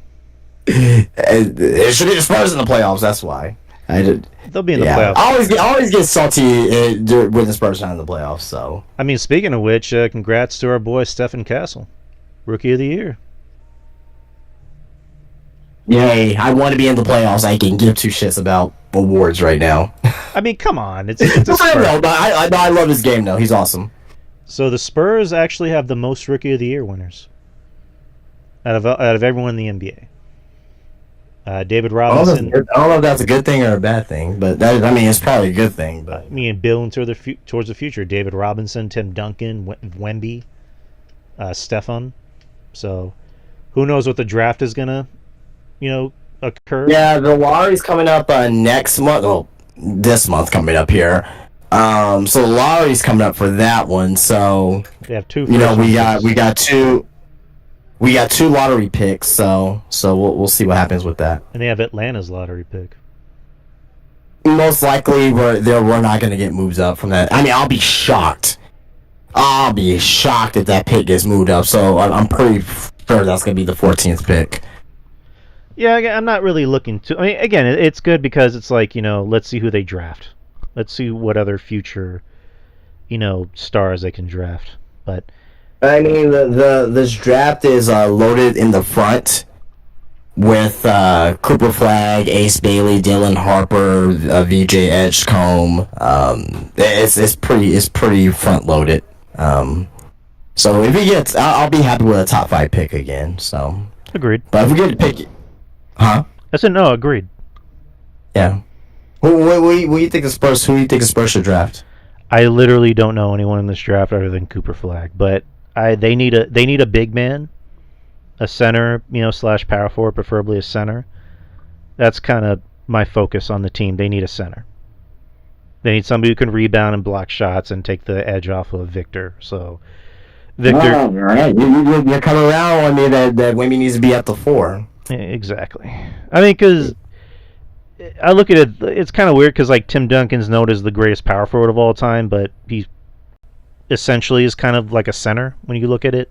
So he plays center. He did play center like the last couple years of his career, like last 5 years, but majority of his time he was at power forward. But anyways, because remember we had fucking like Fabrizio Umberto and fucking Francisco Elson. Francisco Elson and shit like that.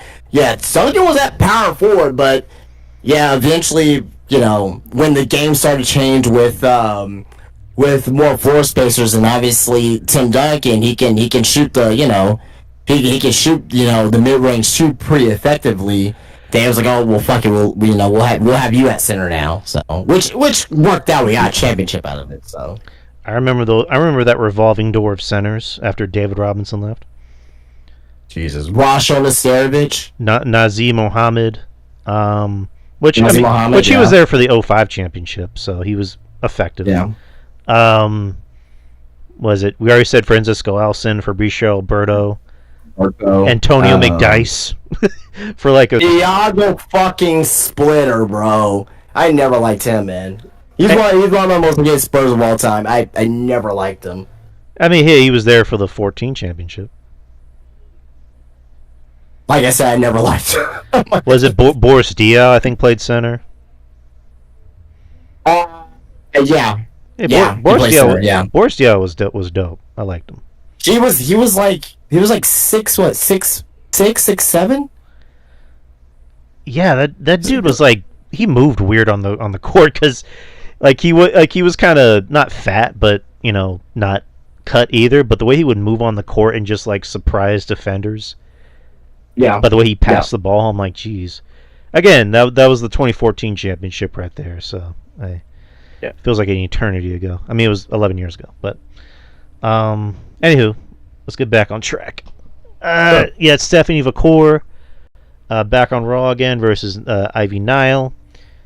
Stephanie McCord again, just continuing to look like a star on each outing.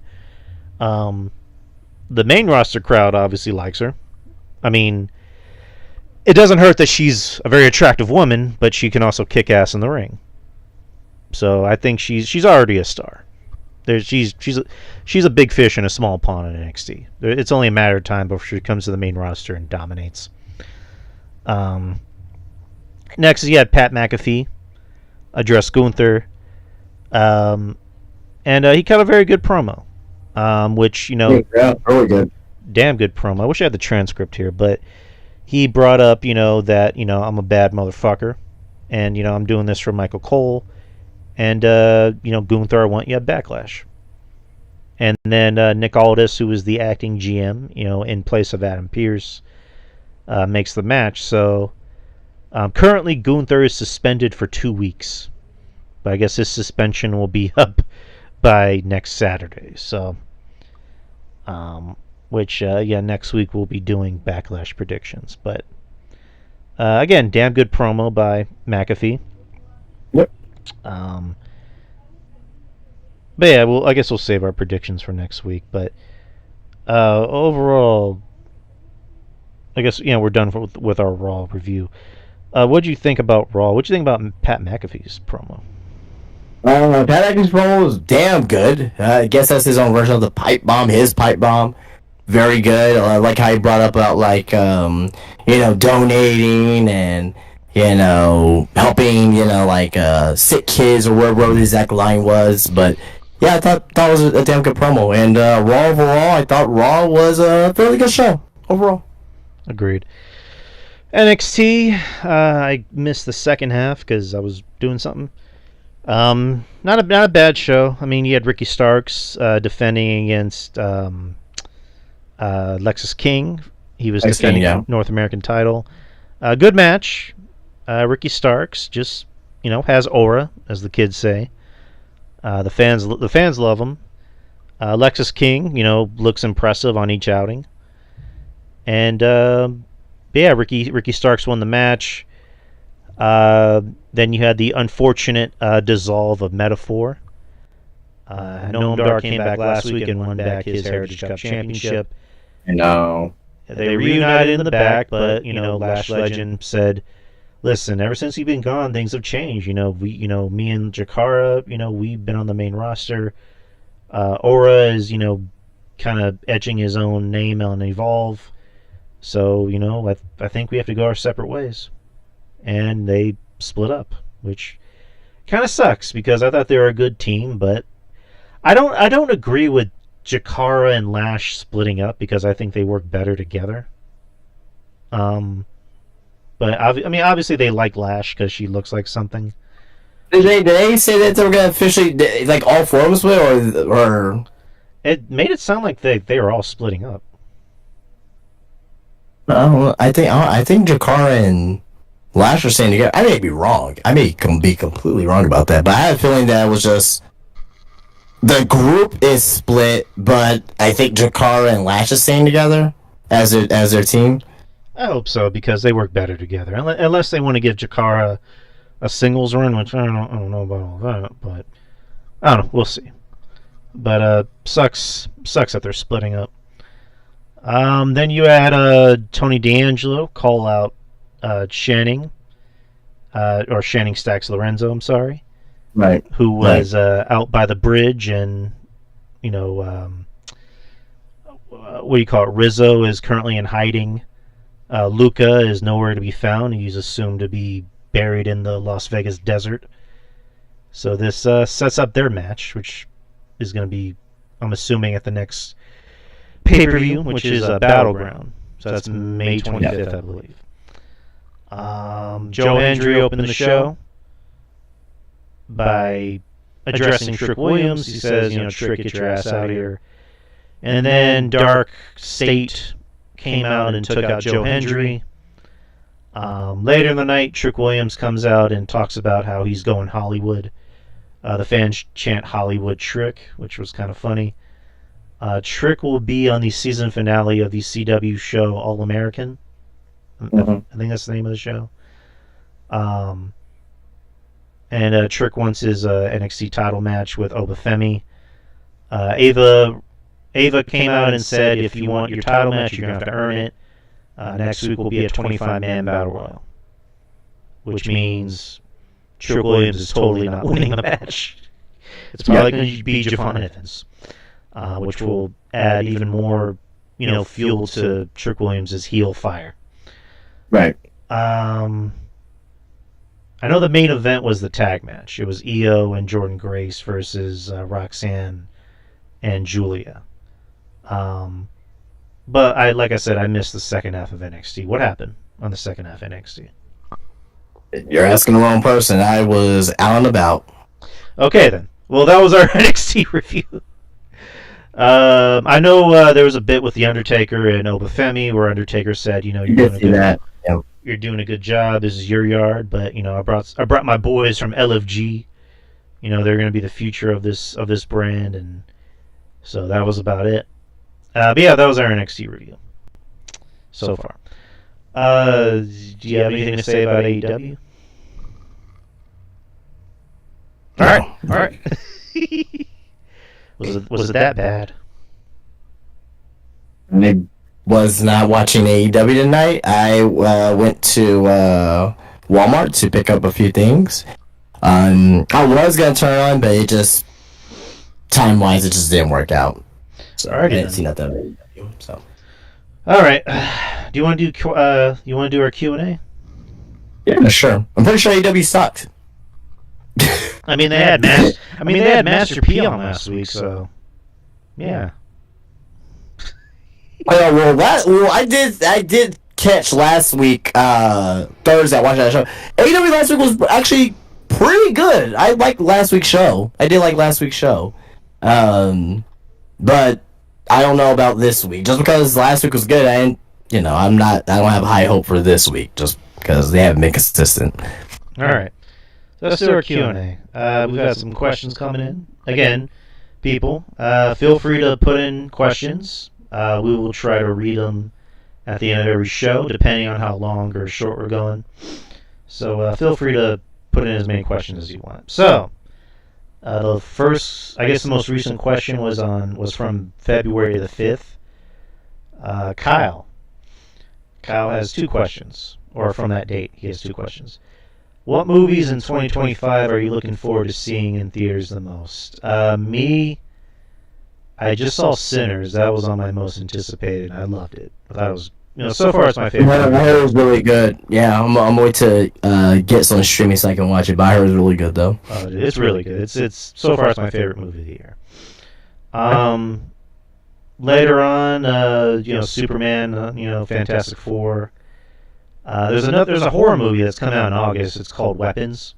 Have you seen the trailer for that? Yeah, I heard it. Yeah. You saw it? Yeah. What'd you think about it? Looks interesting. I love it. Cause did you see Barbarian?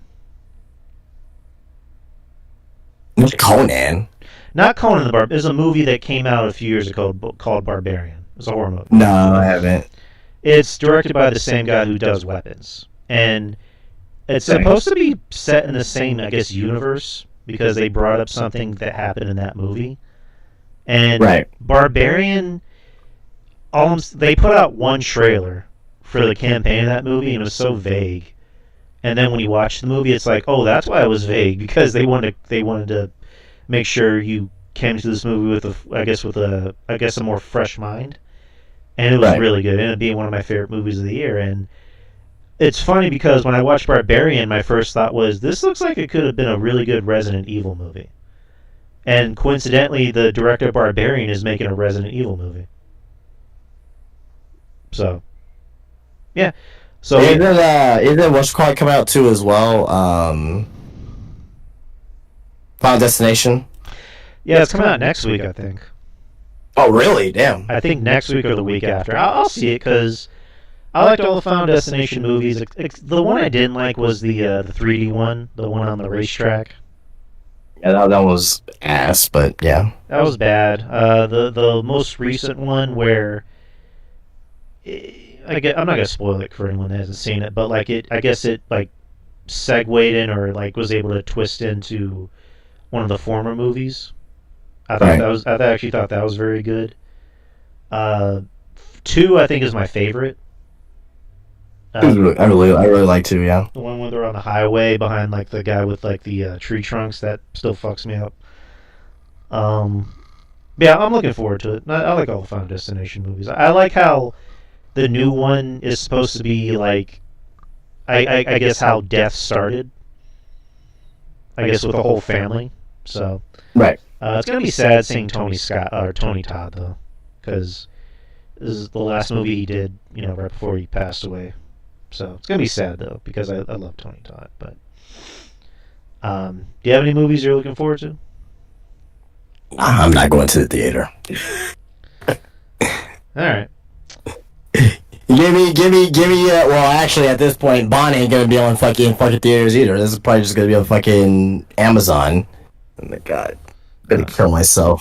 I love going to the movies. It's just one of my few favorite pastimes, I guess, that's left. Next for Kyle, which pay-per-view this year would you like to see these matches held for the final time? John Cena versus CM Punk, John Cena versus Randy Orton. Well, that's already decided where Cena and Orton are going to be on. We really get to these questions. Oh yeah, yeah. Jesus, we're gonna try and get to these questions at ASAP. Just so we're not answering like things that already happened.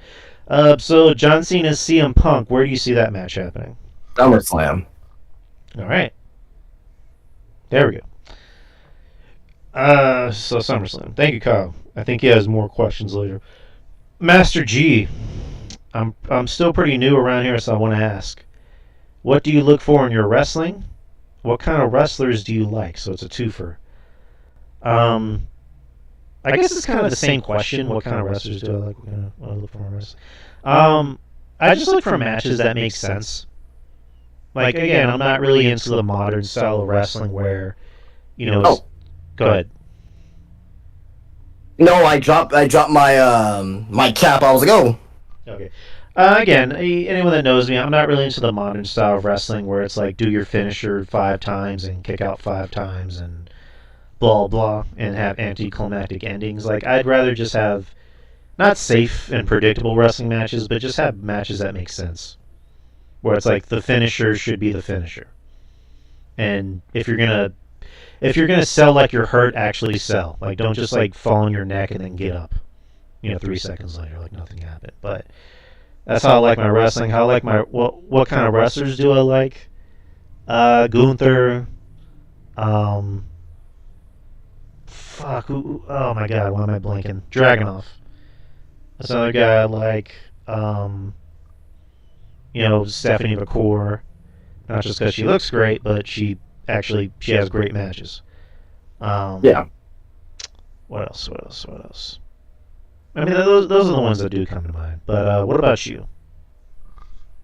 What do I look for in my wrestling? Storytelling. Everything has to have a story.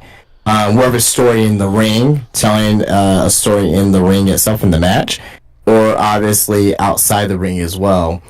I want to make sure that when I do watch wrestling, that's easy to follow, easy to understand.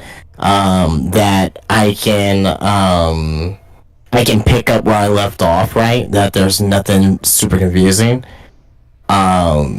Keep it simple. You know what I mean? Keep it simple. The in-ring stuff, if it supports the story, then I'm for it, right? But if it does support story, if it's just like, a high spot just to have a high spot, or a finisher just to have a finisher, or whatever, then then no.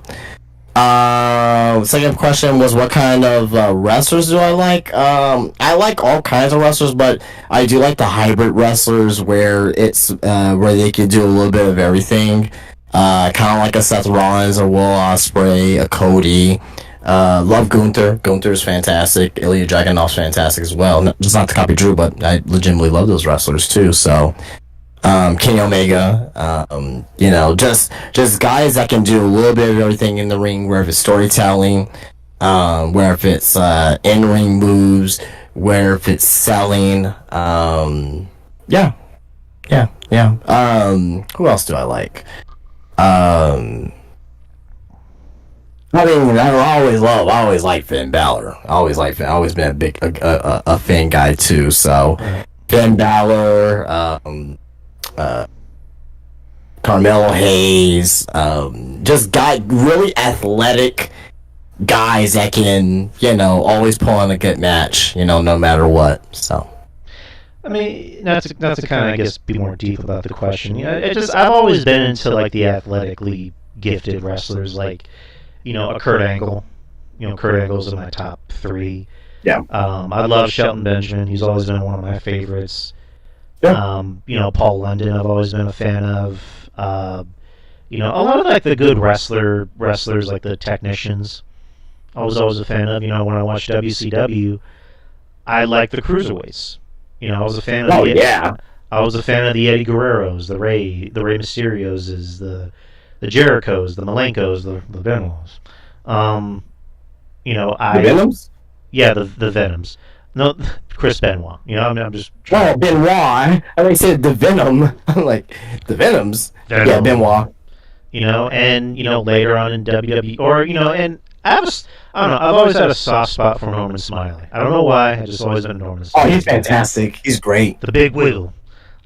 Fit Finley, guys like those. So, I don't know. I'm a fan of those guys, the technicians, of wrestling. But yeah, that's kind of another answer to the question. Next is he asks, are you gamers? What are some of the franchise games that you love? I'm pretty sure I know what your answer is, but I'm going to say mine first. Not really. I wouldn't call myself a gamer per se, but I do play games, every now and then. I'm a big Destiny fan.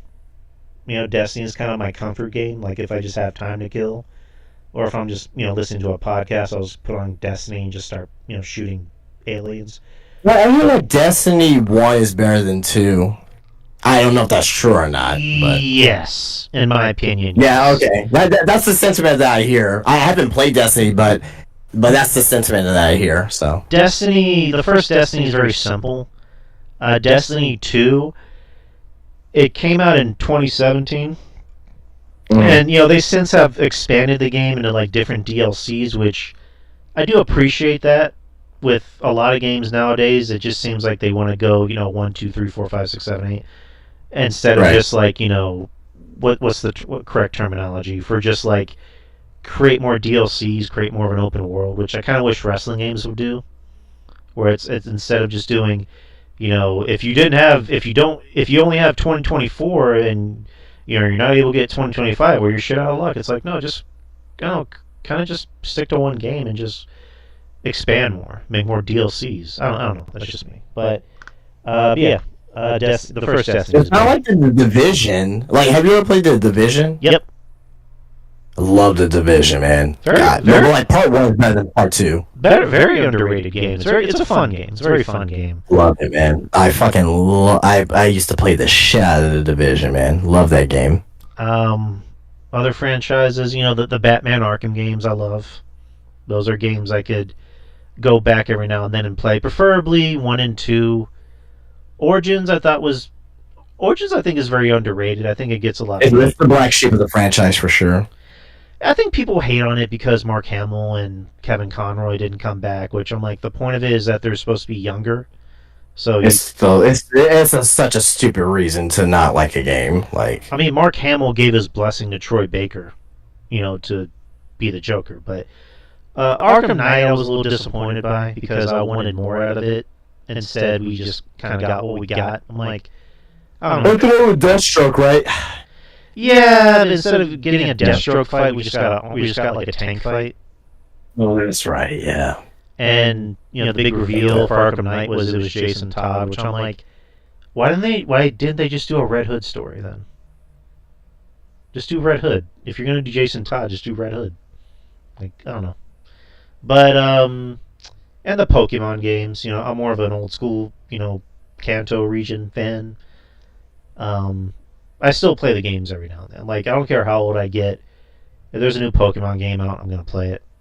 It's just, simple science with me. Other games like The Last of Us, love it. The Uncharted games I love. I know there's a new sequel to Ghost of Tsushima that's coming out, so I'm gonna pre-order that, play the shit out of it. Oh, it already came out. Ghost of Yute? No. Assassin's Creed. What's the new Assassin's Creed game? We're not talking about that. No. What was it called? Assassin's Creed Shadows or some shit like that? Yeah. Yeah. That everyone was bitching about because there was a black samurai and then there was a woman samurai, which I'm like, Jesus Christ, people. Yeah. But yeah, those. For the record, I really do like Assassin's Creed. I haven't played Shadows, but Black Flag. Have you played any of the Assassin's Creed games? I have, yeah. Yeah. Black Flag, 3, 2. Obviously, 2 is fucking good too as well. But Revelations, good games. Yeah, they're fun games. But what about you? What are your favorite? Are you a gamer, and what are your favorite franchises? I've been a gamer all my life. Outside of GTA, obviously that's like my number one go-to. That's always gonna be my favorite franchise. Call of Duty. I'm a shooter guy, so Call of Duty, Apex Legends, a little bit of Battlefield.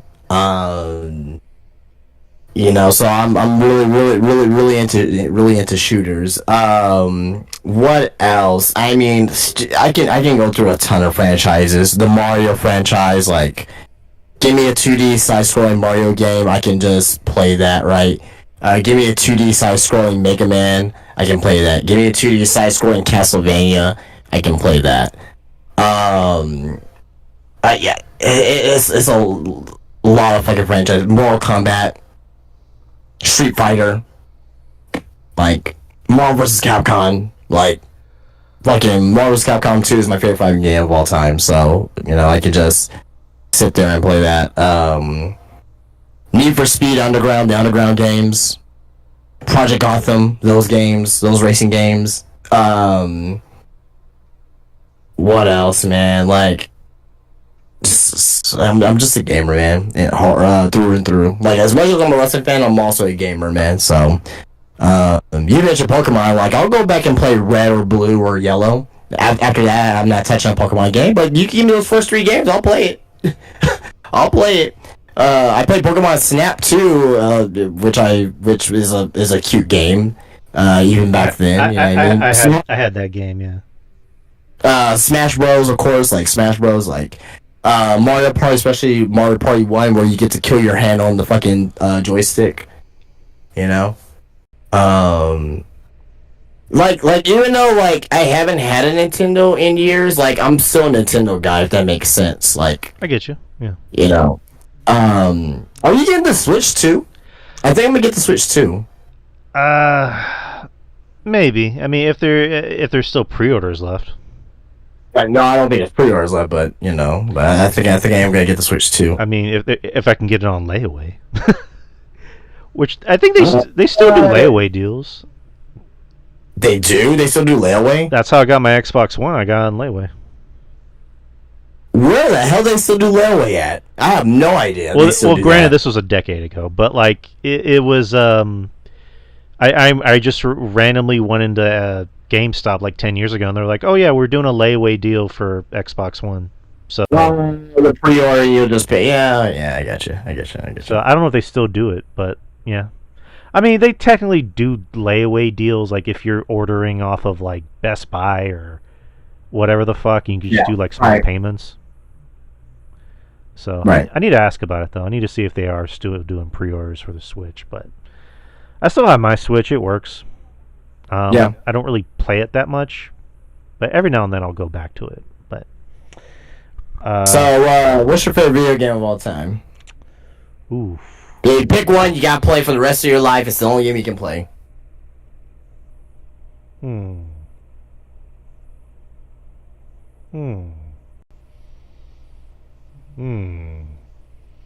have two in mind. I'm just trying to pick one of them to see, like, is this a game I can picture myself playing for the rest of my life?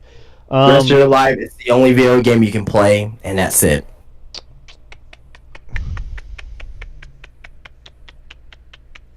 Fuck it. Batman Arkham City. Okay. Like, it's gotcha. The greatest comic book video game of all time. Bar none. Like, I don't think I've played anything that can touch it. As far as, like... It's up there. It's top 3 for me, yeah. Yeah. It's definitely up there, for sure. Yeah, I agree. Yeah. All right. What about you? Vice City. GTA Vice City. Not. All right. GTA Vice City. It's not even a debate. It's not even a question. Just it has everything in it. You got great gameplay, great acting. Shit, you even got a great music soundtrack. So you get 3 in 1. You gave yourself a little movie, you get a game they can play, and you got the best music of the 80s. Like, what else the fuck else do you need? I think I watched my friend play Vice City. This was like in the summer of 06. Like I would just like chill at his house. It would just be gaming, and all of a sudden he would play Vice City, and I would just watch him play Vice City. And that was when on 360, was it 360 or just regular Xbox? Well, so it would have been on. It still would have been a regular Xbox port. Yeah. They didn't do. The only port that they did for the 360 was San Andreas. Okay.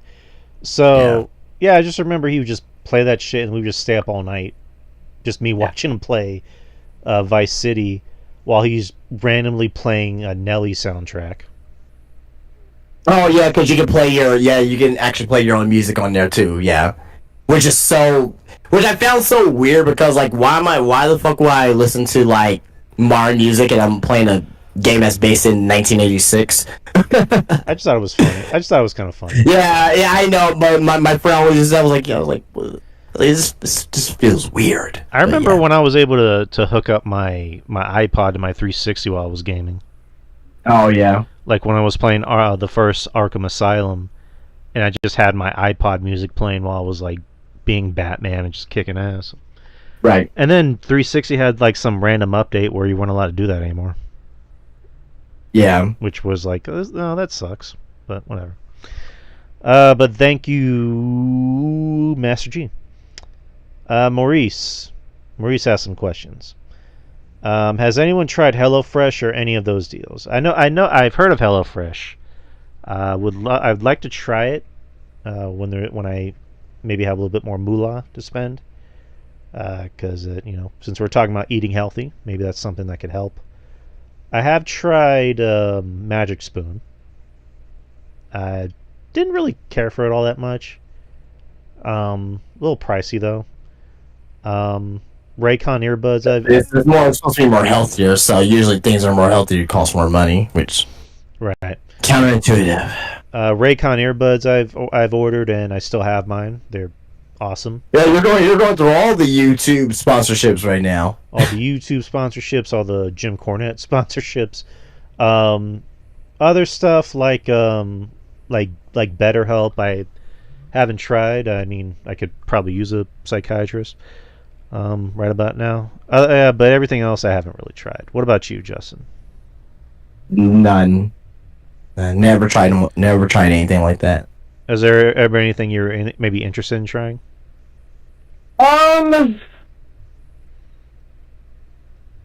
You know what? I lied. I lied. I own a Ridge wallet. Nice. I own a Ridge wallet. It's fucking. I love it too.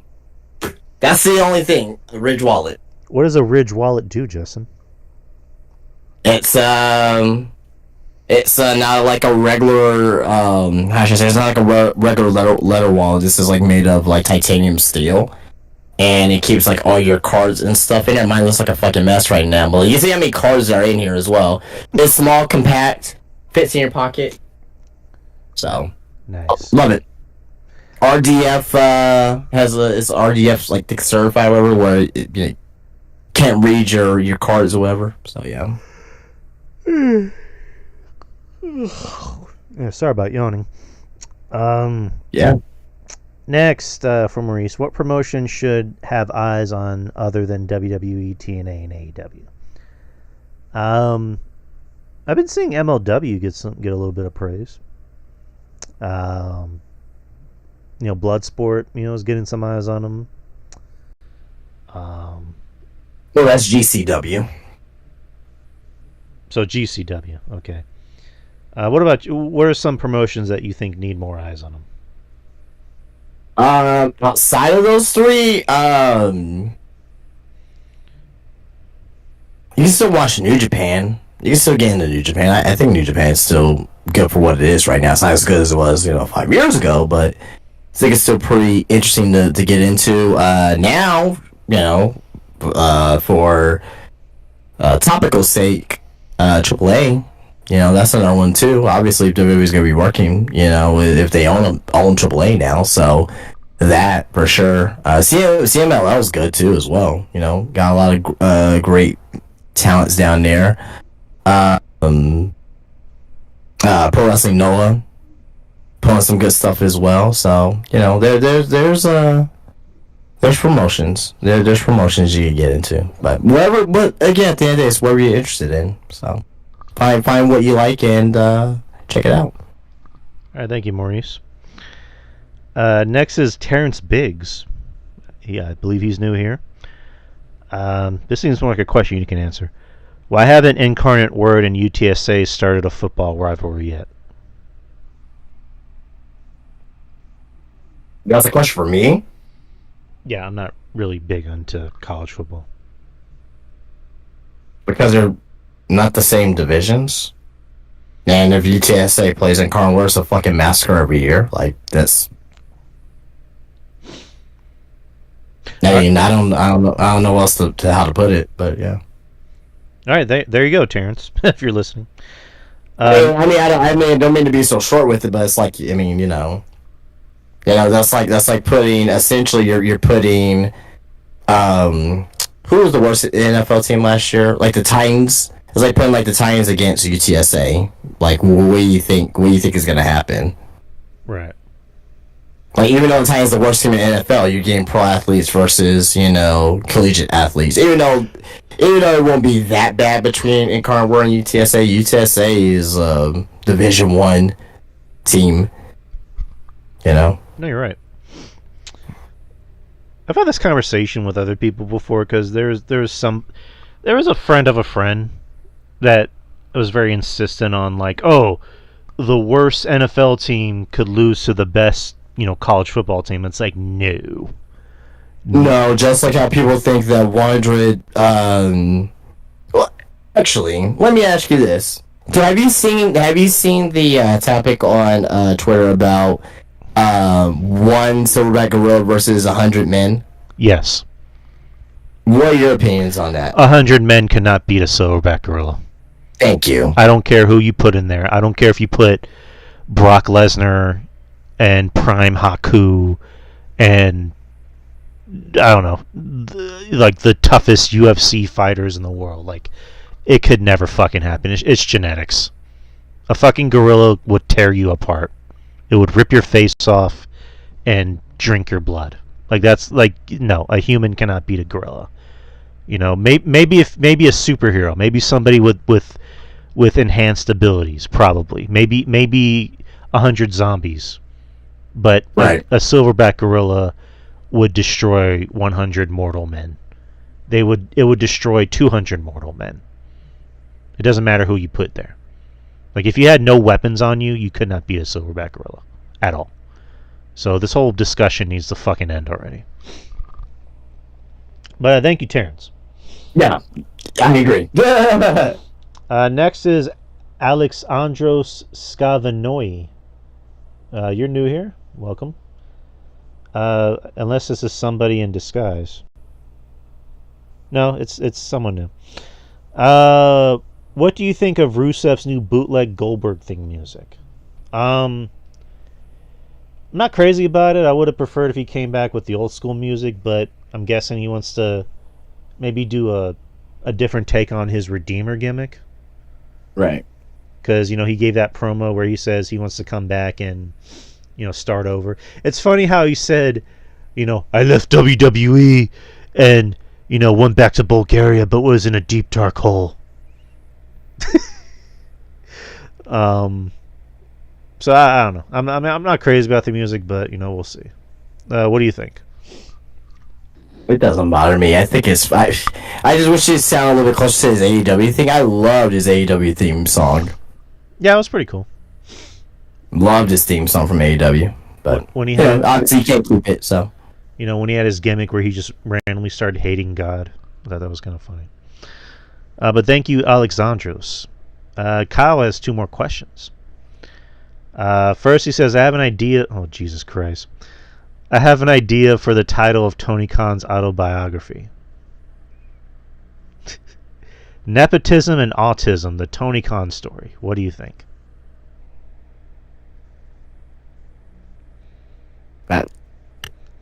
Yeah, no comment. Jesus. Kyle, you dirty dog.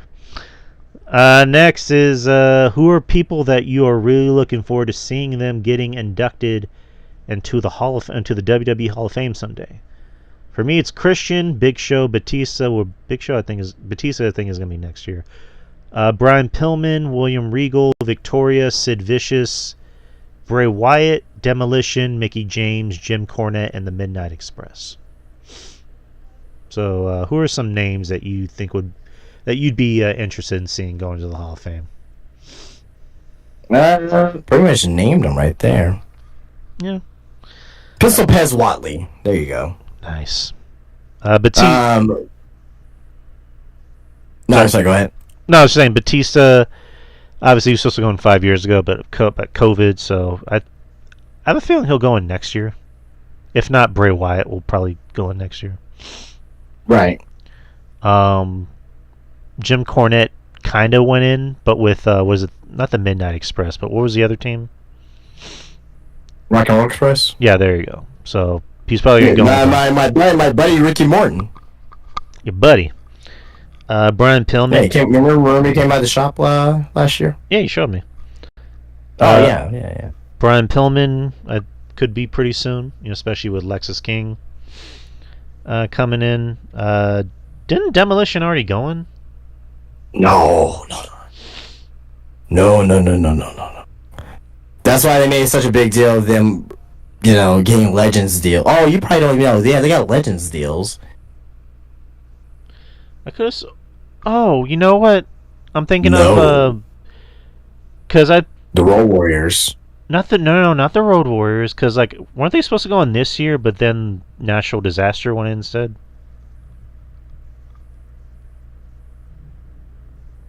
Wait, say that again. Because I thought they were supposed to go in this year, but then Natural Disasters went instead.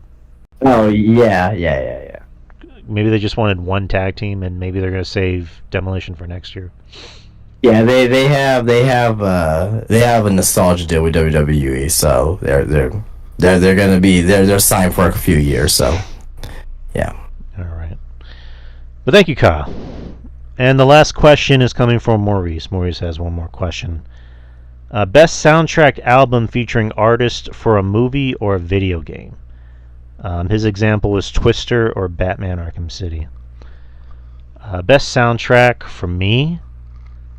Well, the most recent one is Sinners. Sinners has a really good soundtrack. The first Guardians of the Galaxy I thought had a great soundtrack. I actually bought the soundtrack. Um,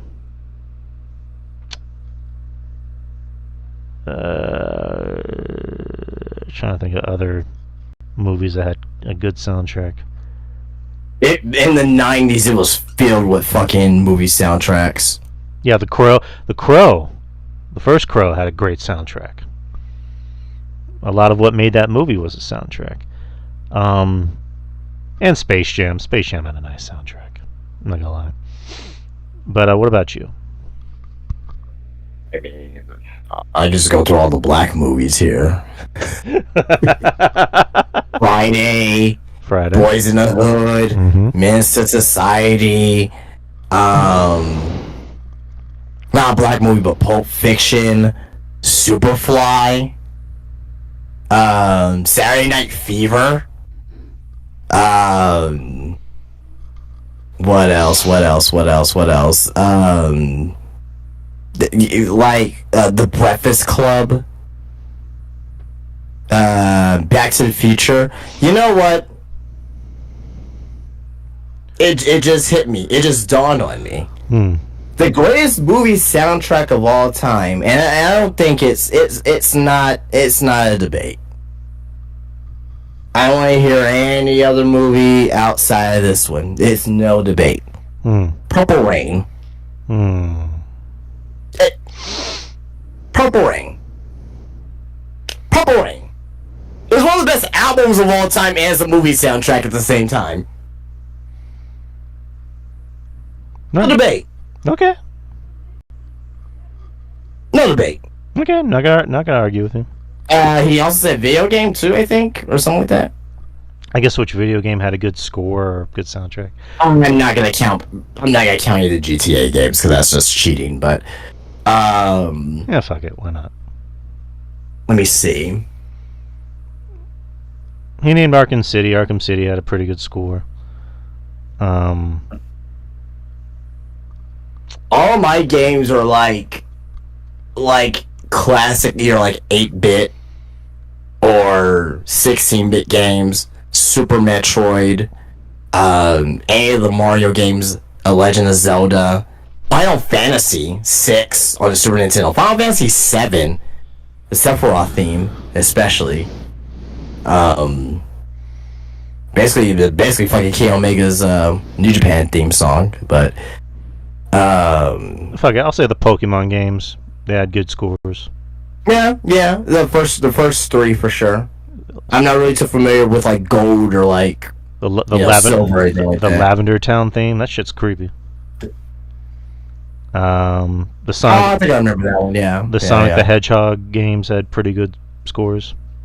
Oh, Mega Man X on the first Mega Man X game on Super Nintendo. Oh, that's definitely top 5 for me, to be honest. As a fucking great ass, just everything's so epic and energetic and like, yeah, man, let's kill those fucking animal robots. Nice. You know? But we have no more questions. That's all the questions. Oh, and Street Fighter 2, obviously. Good choice. Yeah. But thank you everybody for your questions. We will, like I said, please put in as many questions as you want, and we will answer them as quickly as possible. Like I mentioned, how short or how far we go in the show depends on how many questions we answer. But again, thank you everybody for your questions. Thank you to Justin for keeping the show going the way it does. And thank you to all of our friends who support us and love us and do everything for us. Thank you to Mish, of course. Thank you to Wrestling Soup. And forever shout out to Kevin Castle. Absolutely. We miss you down here, bud. Yes.